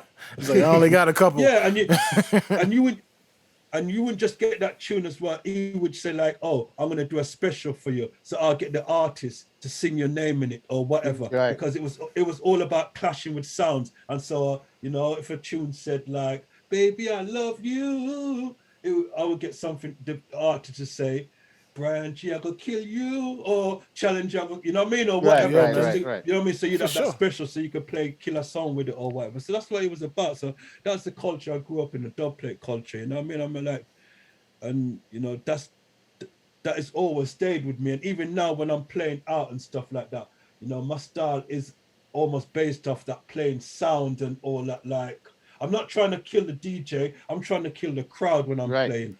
You get what I'm It's saying? always the And case. yeah, so when people say Bryan's always letting off them dub plates and whatever and hurting, because that's been in me from as a reggae sound boy. That's what we used to do to, you know, play out. You have to play dubs and specials and whatever. So even now as a jungle DJ, that vibe is still in me where I'm always trying to have that exclusive or whatever. And it's not me just trying to kill a DJ before me or after me. It's the crowd. I want the crowd to be heard. There's a little bit of competition. Huh? There's a little bit of competition in there. No, man, I don't care because you know, the DJs them like I will play at any time. Some DJs are like, oh, I don't want to play after this, or I'm not playing after or whatever. I'll play anytime because you know what I mean. I trust myself and I trust my selection or whatever. And for me, I want to hurt the crowd. I want to serious, and that's what I'm. Yeah, even when I say competition, I you know, because there's a lot of people of your ilk that I hold in high regard. You, Goldie, TC, like there's a lot of people. I don't mean competition as in. I'm making that same exact point. You have no problem playing when you play. As a matter of fact, if somebody steps on and kills it before you, it does nothing but fuel you even more to pull out the hard stuff. It's like the conversation You know, like when you went to Brazil and saw Marky, you were like, you found that as a challenge. You know what I'm saying? Like, I know. See some people. I know a lot of people are like, boy, you know what? Before, or my agent would tell me like, oh, you know what I mean, like certain DJs would want to just make sure they're not coming on after Andy C or you know what I mean, or whatever, because. Oh, I want to come on before or whatever, and you know what I mean. Listen, I'll play anytime, anywhere, after anybody, because you know I back myself. You get what I'm saying? And like for me, you get what I'm saying. I've never had that ego of like wanting to be the number one or the, you know. I always just try to do my best and all that, but I haven't got that hang up in me as like, you know, care about like number one or positions and all these kind of things. You get what I'm saying? It's just like, as long as I'm in the mix and I'm in the conversation, I'm happy. Right. Blessings. So yeah, Indeed. so that's how I roll. You get what I'm saying? You know, the competitiveness is just to like compete with the crowd, but other than that, I'm, you know, no DJ or nothing like that worries me and stuff like that. I'm not that. As they should. You know what I mean? Because we're all different. And, you know, I love a lot of DJs, you know. DJ Dai is one of my favorite DJs. Marky, I love DJ Marky. Fabio, you know. You know something, Bryan? When can we get a soul mix from you, man? A soul mix? Yeah, like you talk about the 80s. You bring up Clear. You should do a proper funk. I got to either see it live or you got to put it together or something. It's funny because I looked for it before you came on. I was like, can I find a mix with like, you going through the records right now? You know what? No, but I've got some old. I might be able to dig some old ones up, you know, from way back when I used to be on the radio, because I used to be a funk DJ and all Right. that. You get me? So I might Yeah. have some You old know, radio. yeah. Yeah, I might have some radio show. Yeah, I looked club. up. I googled all. I was like, maybe I can get like an acid house mix from Brian before. I couldn't even find even one. a Serious, you funky can't house find none set. of that. You can't find no I acid didn't. I house. mean, I didn't see it. You know what I mean? I'll look again. I got lots of acid house sets, man. I mean, if you just got them, then go ahead and send them to me. You save me the effort. Yeah. I got some I'm an acid house MC. sets, I man. don't crate dig. Just send me the shit. No, during the MC's just lockdown. sitting watching great Yeah. TV. During the lockdown, everybody was all about the streaming and stuff. You get what I'm saying? So, I didn't have my setup properly at home, and so I decided to sort it out as well. So I've got it all ready to go. You get what I'm saying? I got like, I bought a new controller. You know what I mean? And I've got the room like set up and everything. I got the Twitch and everything ready to go. But I don't know. I haven't done no live streams yet. But if I do, I was thinking like I would probably want to do something like play some funk and some different Yeah, than what man. everybody else is doing. You heard it here So- first. Roti and Yeah, so Poutine watch funk this- set from Bryan Gee coming. Yeah. Yeah, so watch this space. Because I was like, for me to do a stream, I don't want to do just a regular drum and bass jungle set that Right. everybody knows me for. You know what I mean? I got a lot. It would either be a dub plate set or an old funk set or An an acid house or set, a techno acid. set, Yeah, and a funk. I got it all here. Oh God, just let me know. Let me know. Yeah, Oh, we'll do that God. for sure. But I did a house set at Sun and Bass. I missed it. Yeah. I missed that. If you did, did you play with Marky? Oh, Was it you and? yeah. That's right. Yeah, I me missed and that. Marky I on missed the that. yeah, and I drew out all the old fucking all the early stuff, man. The Early house stuff, and right, yeah. I Look saw at the a clip of chat. it from Sophie. I got the set. I got it all recorded, so I sent it to you. Oh, yeah. Send Oh, that, I'll please. post it as well. All right, there you go. Now everybody can have it. Yeah. So There we go. Yeah, I'll let's share post the it, love man. out here. Yeah, because a lot of people was feeling that because I was like, playing all house classics and stuff at Sun and Bass, and people were like, I didn't know you play that shit, Brian, man. I didn't know you play. I'm like, what are you talking about, man?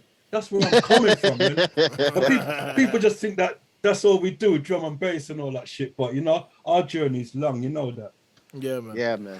Look, man. Speaking of long, I we can't. ran the time right now, man. Yeah, we're on Yeah. a 3 hour mark. Yeah, I We mean, ran we the could time keep. What's today, funny though. is like we can keep going. There's more tunes, but Yeah, I know, you're man. We you gotta been do up. a part two, man. We Yeah, gotta let's do a part. Yeah, man. Um, But yeah, you guys, man, just keep doing what you're doing, man. You know what I mean? Especially in these kind of Maverick Soul times. says hi, by the way. I meant to say that. Yeah, Maverick Soul says what's up. Spoke to him. Yeah, tell him I'm waiting for the B side of the Almatica tune. I love these public call outs. No, I'm just fucking with him. It's all a joke, you know what I mean? I don't want him to think, no, it's just like, I'm just playing with him. Just hurry up. You know what I mean? No, he's done this great track with Ilmatica and Sharona Knight, man. I played it on my podcast. Ocean, you're in my ocean. Hey, L side. I hope you took down my Beautiful email, tune. man. I see Don't forget us, Telside. Outside You know came the back deal, in the man. chat, man. Hit that email. Hey, look, Yeah, man. Maverick Soul, man. Roti and Poutine. I am the MC Armanni Reign. T.R.A.C, Valiant. We had a very special talk, very special guest, Bryan Gee. Can't wait to have you back. We'll have the both of you on. Thank you so much for sliding through. Big up everybody in the chat.